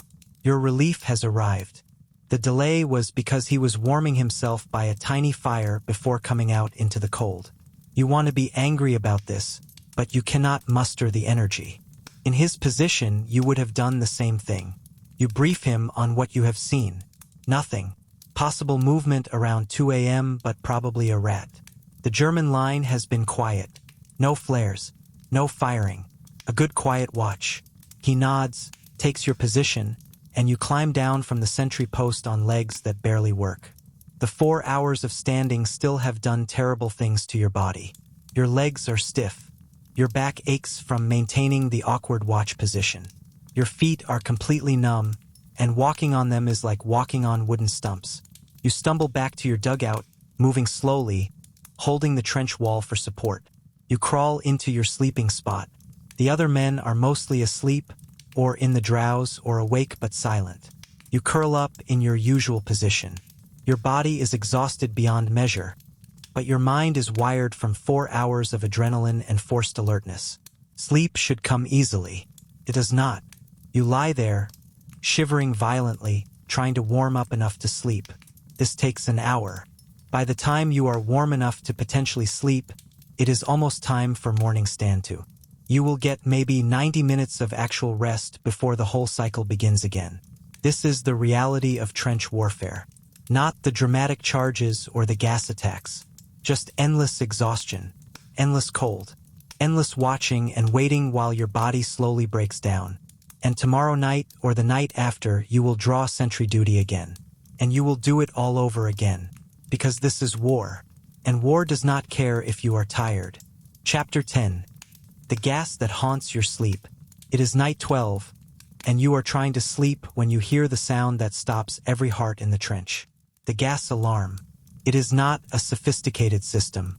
It is just a soldier banging on a suspended metal shell casing with a metal rod, creating a sharp clanging noise that cuts through the night like a scream. That sound means one thing. Gas. You are on your feet instantly, every trace of exhaustion blown away by pure terror. You fumble for your gas mask in the darkness, hands shaking, trying to remember the drill you practiced 100 times. Pull the mask from its canvas bag. Check the filter. Place the mask over your face. Tighten the straps. Breathe carefully. The whole process should take 10 seconds. In practice, in the dark, with frozen fingers and rising panic, it takes closer to 30. The mask goes on. Immediately, your world shrinks. The eyepieces are small and fog up instantly from your breath. Your vision is reduced to 2 small circles of slightly blurry reality. The rubber seals press against your face, creating an airtight seal that is also claustrophobic and suffocating. You can only breathe through your mouth now, each breath dragging through the filter with a rasping wheeze that sounds like Darth Vader if Darth Vader was having a panic attack. Around you, other men are doing the same thing. The dugout fills with the sound of panicked breathing filtered through gas masks, a chorus of wheezing and gasping that would be comical if it were not a matter of life and death. Someone is crying. You can hear it even through his mask, small hitching sobs of fear. Nobody mocks him. Everyone understands. The waiting begins. Gas does not announce itself dramatically. It just rolls in, a green or yellow cloud depending on the type, drifting on the wind, pooling in low places, seeking out every living thing to kill or maim. Chlorine gas, phosgene, mustard gas, each one with its own particular horror. You try to calm your breathing. Panicking means you hyperventilate, and hyperventilating means you use up the filter faster. The mask filters can only handle so much gas before they become saturated and useless. If the gas exposure is prolonged, you are supposed to replace your filter. But you only have 2 filters and you used one last week during the last gas attack. So this filter has to last. The cold makes the mask worse. The rubber is stiff and inflexible at these temperatures. The straps dig into your frozen skin. Condensation from your breath collects inside the mask and freezes, creating a layer of ice on the inside of the eyepieces. Now you are not just looking through foggy glass, you are looking through frosted foggy glass. You are effectively blind. Sleep is impossible now. You cannot sleep in a gas mask. The mask is designed for short-term emergency use, not for extended wear. Your face starts to ache from the pressure of the seal. Your jaw gets tired from breathing only through your mouth. Saliva pools in the bottom of the mask because you cannot swallow properly. You have to tilt your head back periodically to prevent yourself from drowning in your own spit. The gas itself is invisible at night. During the day, you can see the clouds rolling across no man's land. At night, you have no warning until it is already on you. The first sign is usually the smell, if you are not wearing your mask yet. Chlorine smells like bleach. Phosgene smells like musty hay. Mustard gas smells sweet, like garlic or horseradish. These smells mean death. If you get even a whiff of gas before your mask is on, your lungs start to burn. Chlorine reacts with the moisture in your lungs to create hydrochloric acid, literally burning you from the inside. Phosgene does the same but slower, more insidious. The symptoms do not show up for hours, and then you drown in your own fluids as your lungs fill with liquid. Mustard gas does not kill you immediately. It just burns every surface it touches. Skin, eyes, lungs. You might survive, but you will never be the same. You hear coughing. Someone did not get their mask on in time, or their mask has a leak. The coughing is wet and desperate, the sound of lungs trying to expel poison that is already doing its damage. A medic will check on them later if there is a later. For now, everyone focuses on their own survival. The all clear is supposed to come when the gas has dispersed. This can take minutes or hours. You have no way of knowing. You just wait, breathing filtered air, trying not to panic, trying not to think about what happens if your filter fails. Some men carry a second mask as backup. Most do not. There are never enough masks to go around. Around 3 a.m., 2 hours after the alarm sounded, the all clear is given. Another soldier banging on another shell casing, a different rhythm that means it is safe to remove your mask. You wait an extra minute, just to be sure, before pulling the mask away from your face. The cold air hits your face like a slap. Your skin is raw where the mask was pressed against it, red and indented with the pattern of the seal. Your face hurts. Your jaw hurts. Your lungs hurt even though you did not breathe any gas. Just the stress and the filtered breathing are enough to leave you gasping. You check your filter. It is still white, which means it has capacity left. A filter that has absorbed gas turns brown or green. You will save this filter for the next attack, because there will be a next attack. Gas attacks come in waves, sometimes multiple attacks in a single night. The man who was coughing is being helped to the medical station. You cannot see him clearly in the dark, but you can hear his labored breathing, the wet rattle in his lungs that means he got a dose of something. He might survive, probably will not. Most men who breathe gas either die within hours or spend the rest of their lives with damaged lungs, gasping for breath, unable to work, slowly suffocating over years or decades. You try to settle back into your sleeping spot. This is futile. Your heart is still racing. Your hands are still shaking. The adrenaline from the gas alarm is coursing through your system, and it will be hours before it fades enough to allow sleep. You lie there, staring at the darkness, listening to other men have the same struggle. The worst part about gas is the psychological impact. You can protect against shells by digging deeper, building better dugouts. You can fight against enemy soldiers with your rifle. But gas is invisible, insidious, and your only defense is a rubber mask that might fail at any moment. The gas makes you feel helpless in a way that other weapons do not. Every soldier in the trench has gas nightmares. Dreams where your mask does not seal properly, where the straps break, where you cannot find your mask in time. You wake up gasping, convinced you smell chlorine, only to realize it is just your mind torturing you. The gas haunts you even when it is not there. Some men sleep with their masks on after a gas attack. The masks are not designed for this. They are hot, uncomfortable, and dangerous if worn too long. But fear overrides discomfort. These men would rather suffocate in a mask than risk being caught without one if another attack comes. You think about going home after the war, assuming you survive. You imagine trying to explain this to someone. We had to wear masks because of poison gas. They will nod politely, not understanding. How do you explain the terror of hearing that alarm? How do you convey what it feels like to breathe through a filter, wondering if this breath will be your last clean one? You cannot explain it. The experience is too visceral, too specific. It is something that can only be understood by someone who has lived it. So you will go home and you will not talk about the gas. You will just wake up screaming from gas nightmares for the rest of your life, and nobody will understand why. But that is a problem for future you. Present you has more immediate concerns, like trying to sleep for the 2 hours before morning stand to, like wondering if another gas attack will come before dawn. like listening to your own breath and feeling grateful that it does not rattle like the man who is being carried to the medical station. You close your eyes. You try to calm your racing heart. You fail. Sleep, once again, remains elusive. The gas has won even though it did not kill you. It has taken your rest, your peace of mind, your sense of safety. That is enough. Tomorrow night, you will lie down in the same spot and try to sleep again. And you will wonder if tonight is the night the gas comes back. Every night is that night. Every night could be your last. But for now, you have survived another attack. That will have to be enough. Chapter 11. The Sniper's Game and Wasted Sleep. It is early afternoon on your 14th day, and you are trying to sleep during daylight hours because you have been awake for the past 36 hours straight.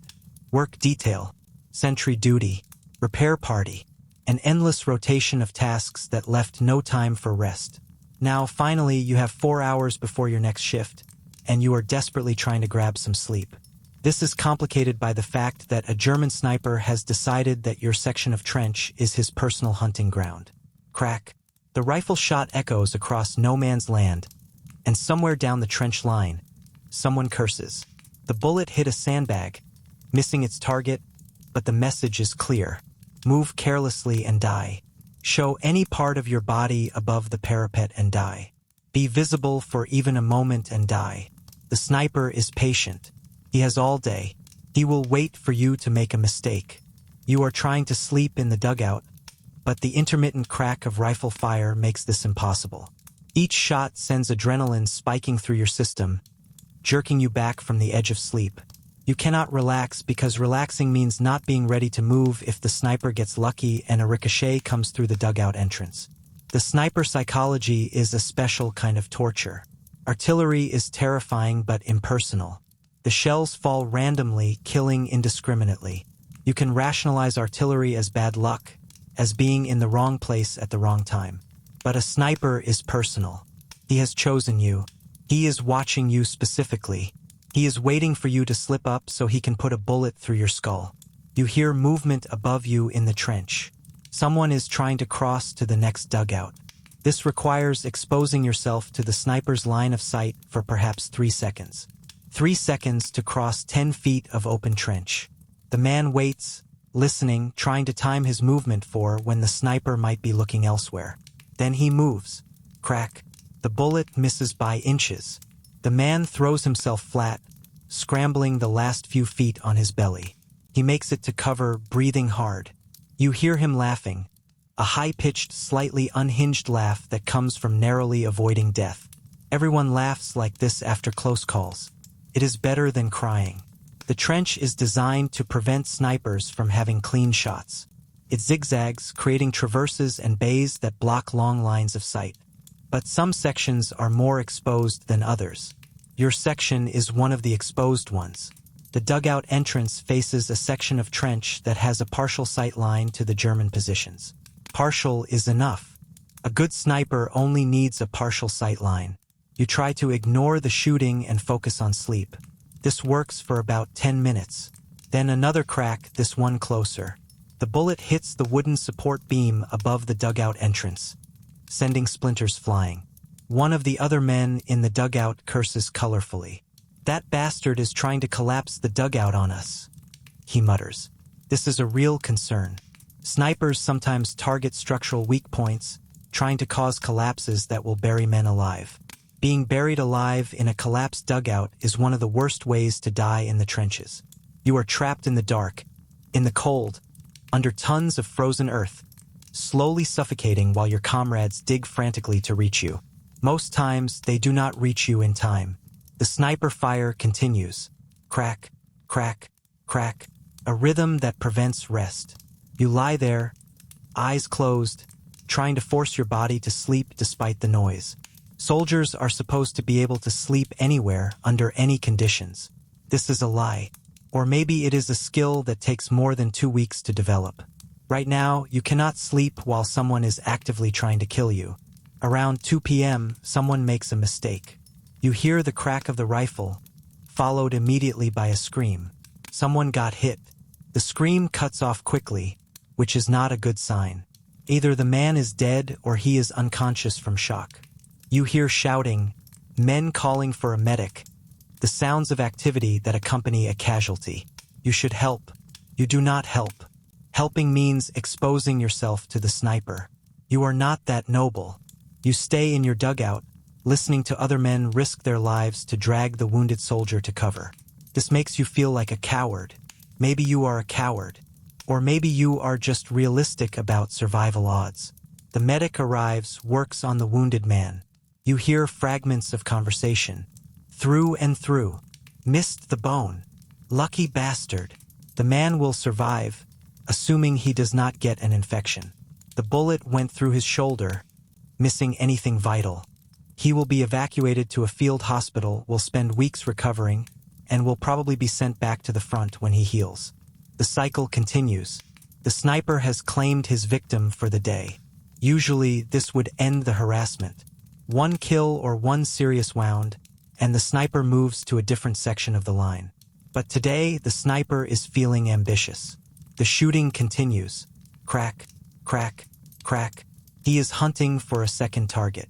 No one moves now. Everyone stays under cover. Work stops. Movement stops. The entire trench section freezes, waiting for the sniper to get bored or run out of ammunition. This can take hours. Meanwhile, you are trying to sleep, and sleep refuses to come because how can you sleep when death is a few feet away, patiently waiting? You think about the sniper as a person. He is probably your age, maybe younger. He is probably just as cold and miserable as you are. He is probably following orders, doing his job, trying to survive this war. But right now, he is the enemy in a very personal way. He is the reason you cannot sleep. He is the reason one of your fellow soldiers is bleeding. And you hate him with a pure, simple hatred that is almost comforting in its clarity. Around 4 p.m., an artillery observer spots the sniper's position. Word goes down the line to take cover. Minutes later, British artillery opens fire on the suspected sniper nest. The shells scream overhead and impact with thunderous explosions.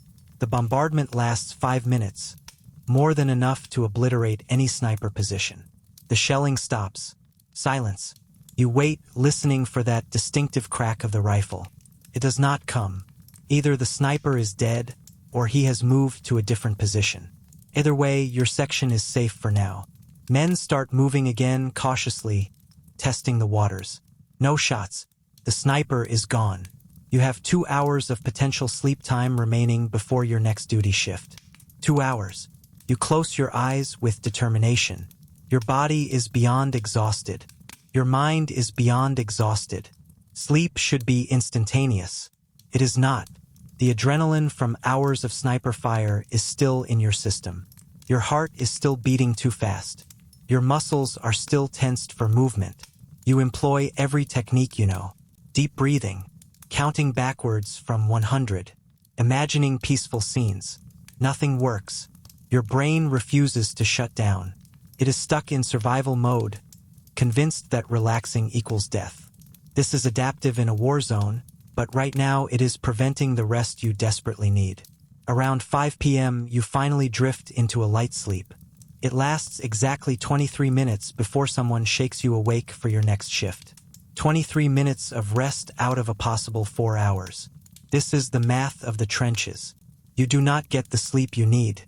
You get the sleep you can steal between moments of terror. You crawl out of the dugout, joints stiff, eyes grainy with exhaustion. You are more tired now than when you lay down. Interrupted sleep is worse than no sleep. Your body started the restorative process and was yanked back before completion. Now you are stuck in a liminal state, neither truly awake nor truly rested. The sniper will return. Maybe tonight. Maybe tomorrow. He or a replacement will set up in a different location and the game will start again. This is routine. This is normal. This is what trying to sleep in a war zone looks like. You steal moments of rest between attempts on your life, and you are grateful for those moments even as they leave you more exhausted than before. Tonight, when you try to sleep again, you will dream about the crack of the rifle. You will dream about bullets passing inches from your head. And you will wake up in a panic, convinced you are being targeted. The sniper wins even when he is not there. The The fear persists long after the actual threat has passed. But that is tonight's problem. Right now, you have a shift to complete. You have 4 more hours of being awake, being alert, being useful. Then, if you are lucky, you will get another chance to try to sleep. The cycle continues. Always the cycle. Chapter 12. The sound of men dying in the dark. It is 2 a.m. on your 17th night, and you hear something that makes your blood run cold. Screaming. Not the quick scream of someone hit by shrapnel. Not the curse-filled yell of someone wounded but conscious. This is prolonged, agonized screaming. Someone is dying slowly in no man's land, and there is nothing anyone can do about it. You are trying to sleep. This is now impossible. The screaming continues, rising and falling in waves of pain. The sound carries across the frozen wasteland with terrible clarity. 300 yards away, a man is dying, and everyone in both trenches can hear it. British and German alike, listening to a human being reduced to pure suffering. The screaming is in English. One of yours. He was probably hit during a patrol or a raid hours ago, and he has been lying out there ever since, slowly dying from his wounds. In summer, he might bleed out quickly, but in winter, in Subzero temperatures, blood clots faster. A man can take a very long time to die from wounds that would kill him quickly in warmer weather. You cannot help him. Going into no man's land during darkness to retrieve a wounded man is suicide. There are German machine gun positions covering every approach. There is barbed wire. There are shell holes that you cannot see in the dark. There are tripwires connected to flares that will light up the entire area and turn you into a target. The man is beyond help. This does not stop some men from wanting to try. You hear an argument down the trench line. Someone wants to organize a rescue party. An officer is explaining with forced patience that sending men out there means more casualties. The math is clear. 1 dying man versus multiple men who will definitely die attempting rescue. The choice is obvious. It is also heartbreaking. The screaming continues. It has been going on for 20 minutes now. The man is calling for his mother. This is what dying men do. Not all of them, but many. They do not call for medics. They do not call for officers. They call for their mothers. You are listening to a grown man, a soldier, reduced to a terrified child calling for comfort that will never come. Some men try to block out the sound. They stuff cloth in their ears. They bury their heads under coats. They hum to themselves, trying to drown out the screaming. Nothing works. The sound penetrates everything, fills the trench, fills your head. It is the only thing you can hear or think about. Around 2:30 a.m., the screaming changes quality. It becomes weaker, more intermittent. The man is fading. His lungs are filling with fluid, probably, or he is going into shock, or hypothermia is shutting down his system. Whatever the mechanism, he is dying, and you are listening to it happen in real time. A few men break. They start crying, quiet tears running down frozen faces. They are crying for the dying man. They are crying for themselves. They are crying because this could be them tomorrow, lying in no man's land, screaming for a mother who is hundreds of miles away. The crying is contagious. Soon, half the men in your dugout are weeping silently. You do not cry. You want to, but tears require emotion, and you have shut down your emotions as a defense mechanism. If you let yourself feel the full horror of this situation, you will break completely. So you just lie there, listening, your mind carefully blank, refusing to process what you are hearing. Around 3 a.m., the German trench responds. Someone starts singing. It is not mocking. It is hymnal, a German folk song or religious tune. The singing is soft but audible, and it seems to be meant as comfort for the dying man. This is one of the strange moments in the war. The humanity bleeding through the hatred. 2 enemies sharing a moment of shared sorrow. Some British soldiers join in, humming the melody even though they do not know the words. For a few minutes, both trenches are singing together, a funeral dirge for a man who is not yet dead. It is beautiful in a terrible way, a reminder that everyone here is human, even the enemy. The singing stops. The screaming has stopped too. The man is either unconscious or dead. The silence that follows is somehow worse than the screaming. You know he is out there. You know he might still be alive, just too weak to make noise. And you know that you are doing nothing to help him. Dawn is hours away. When light comes, maybe someone will retrieve the body. More likely, they will not. No Man's Land is littered with bodies that cannot be safely recovered. They lie there for weeks, months, until they become part of the landscape. This man will probably join them. You try to sleep. Every time you close your eyes, you hear the screaming again. Your mind replays it, the exact pitch and timbre, the desperation and pain. You will hear the screaming in your nightmares for years. If you survive the war, this will be one of the sounds that comes back to you in quiet moments. A phantom echo that never quite fades. Around 4 a.m., you hear movement outside the trench. Someone is doing something stupid. You look out and see a soldier climbing over the parapet, crawling toward No Man's Land. He has ignored orders. He is attempting a rescue. You want to call him back. You also want to cheer him on. You do neither. You just watch. The man crawls forward, moving slowly, trying to stay low and quiet. He makes it maybe 50 yards before a flare goes up from the German side. The night turns to day, harsh white light illuminating everything. The crawling soldier freezes, hoping he will be mistaken for a corpse. He might be, or he might take a bullet. You hold your breath. The flare burns out. Darkness returns. The man continues crawling. He reaches a shell crater and disappears into it. Minutes pass. Then he reappears, dragging something. The wounded man. He is actually doing it. He is actually going to pull this off. Then the machine gun opens fire. You see the muzzle flashes from the German line. Hear the distinctive rattle of a Maskeningewehre 08. Bullets kick up frozen dirt around the crawling soldier. He flattens, abandoning the wounded man, and crawls frantically back toward the British trench. He makes it, barely. He tumbles over the parapet and into the trench, gasping, unhurt. The wounded man is still out there. The rescue attempt failed. The would-be rescuer collapses against the trench wall, head in hands. No one says anything. What could you say? He tried. He risked his life. It was not enough. The rest of the night passes in silence. Men lie in their dugouts, not sleeping, just existing in the space between consciousness and unconsciousness. The screaming has stopped, but the memory of it continues. No one will sleep well tonight. No one will sleep well for several nights. This is one of those experiences that will stick with you. Morning stand to comes.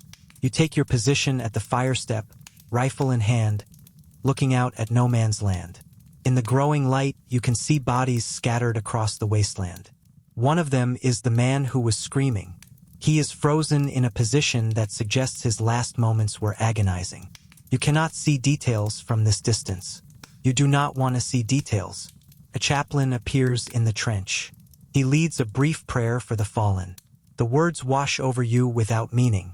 God does not exist in No Man's Land. If he does, he is not paying attention. You mouth the words anyway because it costs nothing to be polite. The day begins. Work details. Rations. Maintenance. The routine continues as if last night did not happen.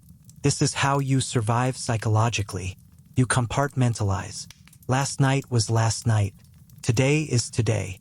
The screaming is filed away in a mental box labeled, "Do not open." You will open it anyway in nightmares, but that is future use problem. You try to sleep during the day. The screaming echoes in your memory. Sleep does not come. You have now been awake for close to 40 hours. You can feel your mind starting to fracture, thoughts becoming disconnected and strange. Exhaustion is its own form of torture. Tonight you will lie down again. You will try to sleep again. And you will pray that tonight is quiet.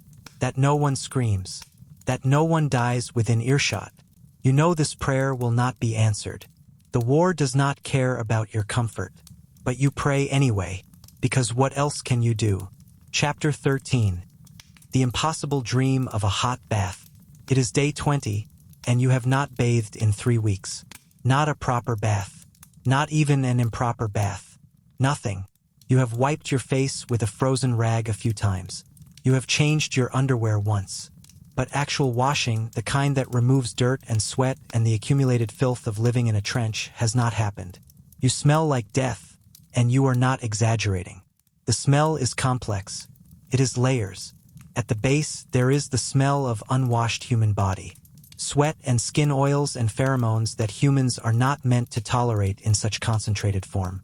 On top of that, the smell of wet wool that has not dried in weeks. Then the smell of urine, because everyone has pissed themselves at some point, either from cold or from fear.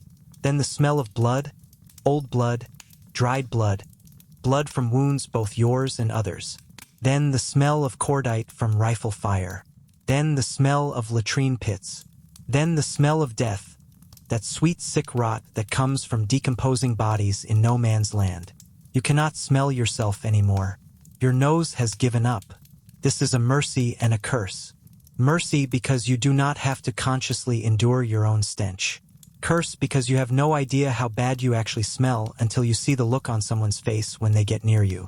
The army officially requires that soldiers bathe once every 10 days. This is laughable. There are no bathing facilities in the front line trenches. There is no hot water. There is barely any water at all. What water exists is needed for drinking and cooking, not for the luxury of washing.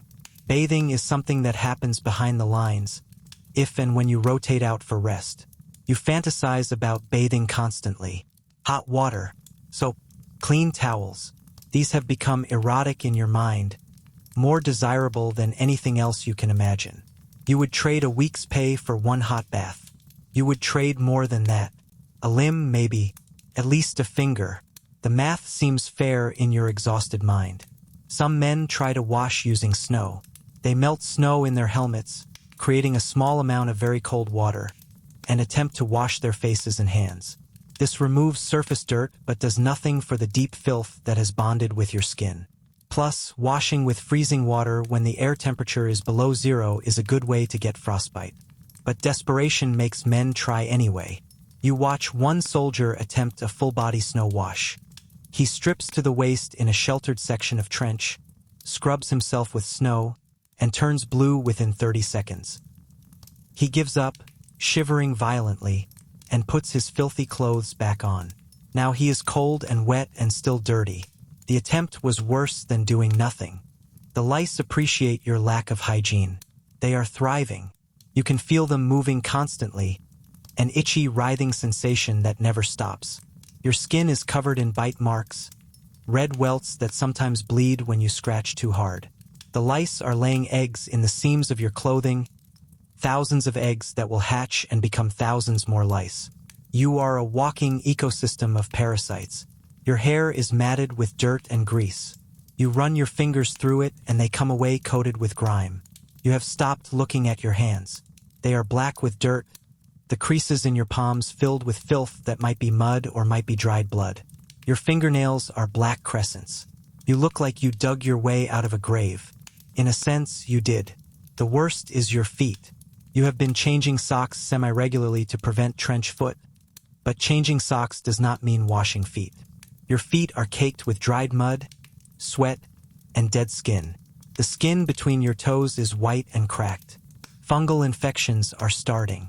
Your toenails are thick and yellow. You try not to look at your feet because looking makes you aware of just how far you have fallen from normal human hygiene. At night, when you try to sleep, you are acutely aware of your own filth. You can feel the grime on your skin. You can feel the lice crawling. You can feel the accumulated sweat and dirt in places you cannot reach to scratch. Sleep is hard enough without this constant awareness of your disgusting state. You dream about baths, detailed, vivid dreams where you are submerged in hot water, soap bubbles rising, the feeling of being truly clean. These dreams are so real that waking up is devastating. You open your eyes and remember where you are, what you are, how you smell. The contrast is crushing. The other men smell just as bad. Everyone is equally disgusting. This should be comforting. It is not. You are all rotting together. A collective of filthy soldiers slowly decomposing in a frozen trench. The smell is so pervasive that even new soldiers arriving from behind the lines can smell the front line trenches from 100 yards away. Sometimes the army brings up portable showers. These are canvas structures with boilers that heat water. The showers are set up behind the lines, and soldiers rotate through in groups. You have heard stories about these showers. They sound like paradise. Hot water, soap, towels. Time to actually get clean. But you have been in the front line for 20 days and no one has mentioned showers. Maybe next rotation. Maybe never.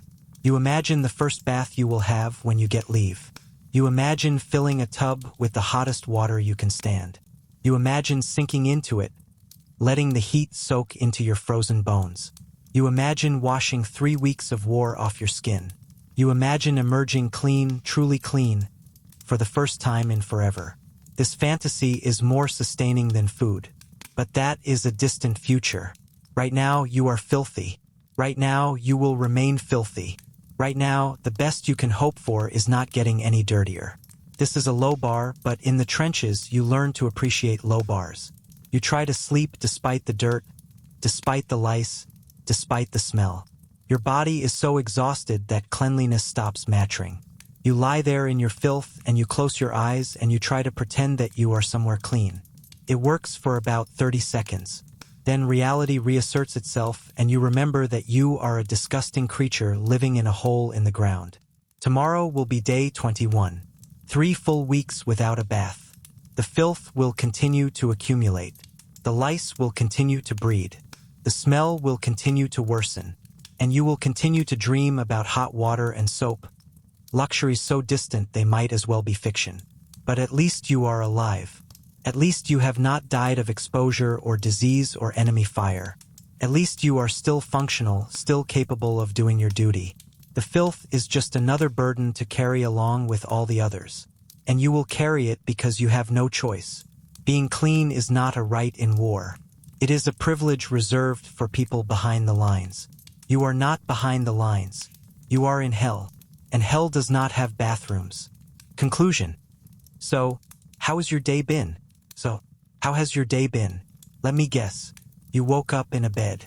A real bed with a mattress and sheets and probably a blanket or two. The room was climate controlled. You could adjust the temperature if you felt too hot or too cold. You used a bathroom. An actual bathroom with running water and a toilet that flushes and soap and a mirror. You took a shower. Hot water came out of the shower head whenever you wanted it. You dried yourself with a clean towel. You put on clean clothes. You ate breakfast. The food was hot. You chose what to eat. You did not have to chew frozen stew or gnaw on hardtack. You drank coffee or tea that tasted good. You did not have to strain out bits of debris from questionable water sources. You went about your day without anyone trying to kill you. No snipers. No artillery shells. No gas attacks. No rats the size of cats crawling over you while you tried to rest. The worst danger you faced was maybe traffic or a stubborn jar lid. You had privacy. You could close a door. You could be alone with your thoughts. You were not crammed into a hole in the ground with 5 other unwashed men. You could lie down flat. You could stretch out. You did not have to curl into a fetal position to fit into the available space. You were warm. Or at least you were not frozen. You could feel your fingers and toes. Your feet were not turning white and waxy from prolonged exposure to cold and wet. You were not slowly rotting from the extremities inward. You were clean, relatively clean. You bathed recently. You changed your clothes. You do not have lice breeding in the seams of your underwear. You do not smell like death and desperation. And tonight, when you go to sleep, you will actually sleep. Not the drowse. Not the semi-conscious state of a soldier trying to rest while remaining alert for threats. Real sleep. Deep, restorative, peaceful sleep. You will lie down and within minutes you will be unconscious. You will stay unconscious for hours. You will wake up feeling rested. You take all of this for granted. Everyone does. It is normal. It is everyday life. It is unremarkable. But here is the wildest part. For the soldiers in the trenches of World War I, everything I just described was fantasy. An impossible dream. A memory from before the war that seemed more like fiction than reality. Those men, millions of them, spent months or years living in conditions that would be considered torture by modern standards. They were cold every single day. They were wet every single day. They were exhausted every single day. They could not sleep properly. They could not eat properly. They could not stay clean. They watched their friends die in horrible ways. They lived with constant fear and no hope of escape except through death or severe injury. And they did this not because they were superhuman. They did this because they had no choice. Because the war demanded it.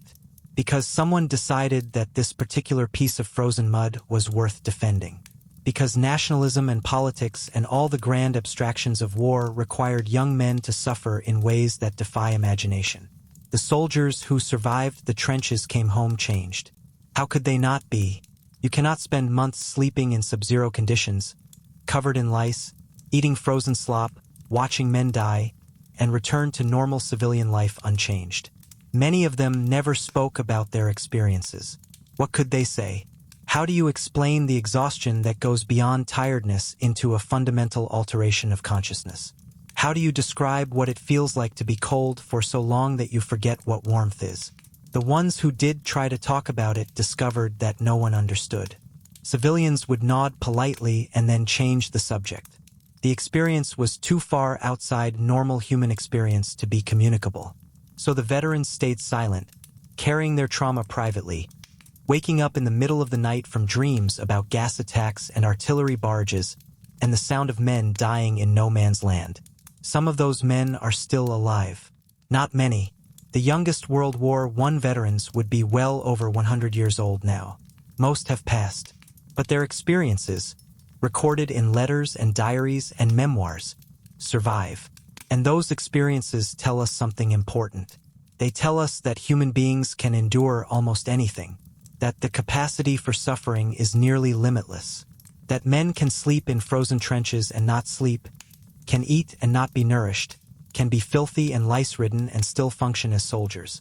The human body and mind are incredibly resilient, but they also tell us that such suffering is not noble. It is not glorious. It is not something to celebrate or romanticize. It is just suffering. Pure, pointless, degrading suffering inflicted on young men for reasons that even at the time seemed inadequate. So tonight, when you lie down in your warm bed under your clean sheets, maybe take a moment to appreciate it. Not in a guilt way. You are not responsible for being born in a time and place of relative comfort. But in an awareness way, recognize that the ability to sleep warm and clean and safe is a gift that millions of humans throughout history did not have. Think about the soldier trying to sleep in a Subzero trench in January 1917. Think about his frozen feet, his empty stomach, his exhausted mind, his fear of gas and shells and snipers, his desperate desire for just 1 hour of actual rest. And then be grateful. Grateful for central heating, for clean water, for beds and blankets, for peace, for the absence of people actively trying to kill you, for the simple gift of being able to close your eyes and actually sleep. The trenches are gone now. Most of them. Some still exist, preserved as historical sites. You can visit them if you want, walk through the rebuilt trenches and dugouts and try to imagine what it was like. But you cannot really imagine it. The cold, the smell, the exhaustion, the fear. These things cannot be fully conveyed through museums and history books. But you can honor them. You can remember that men suffered through this. You can tell their stories. You can make sure that their experiences are not forgotten. And you can do your best to make sure that such suffering never happens again, though history suggests we are not very good at learning this lesson. Sleep well tonight. Sleep deeply and peacefully.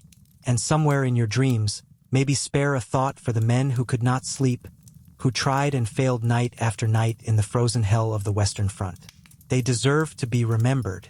Even if we cannot fully understand what they endured, we can at least acknowledge that they endured it. And we can be grateful that we do not have to. Rest well, knowing that you are warm and safe and clean. They would have wanted that for you. They fought, in part, so that future generations would not have to sleep in frozen trenches. So honor that sacrifice by actually enjoying your warm bed tonight. And tomorrow, when you wake up rested and comfortable, take a moment to say a quiet thank you. To the men who slept in the cold so you could sleep in the warm. To the soldiers who suffered so you do not have to. To the generation that endured hell so future generations might know peace. They earned your gratitude. The least you can do is give it to them. Good night.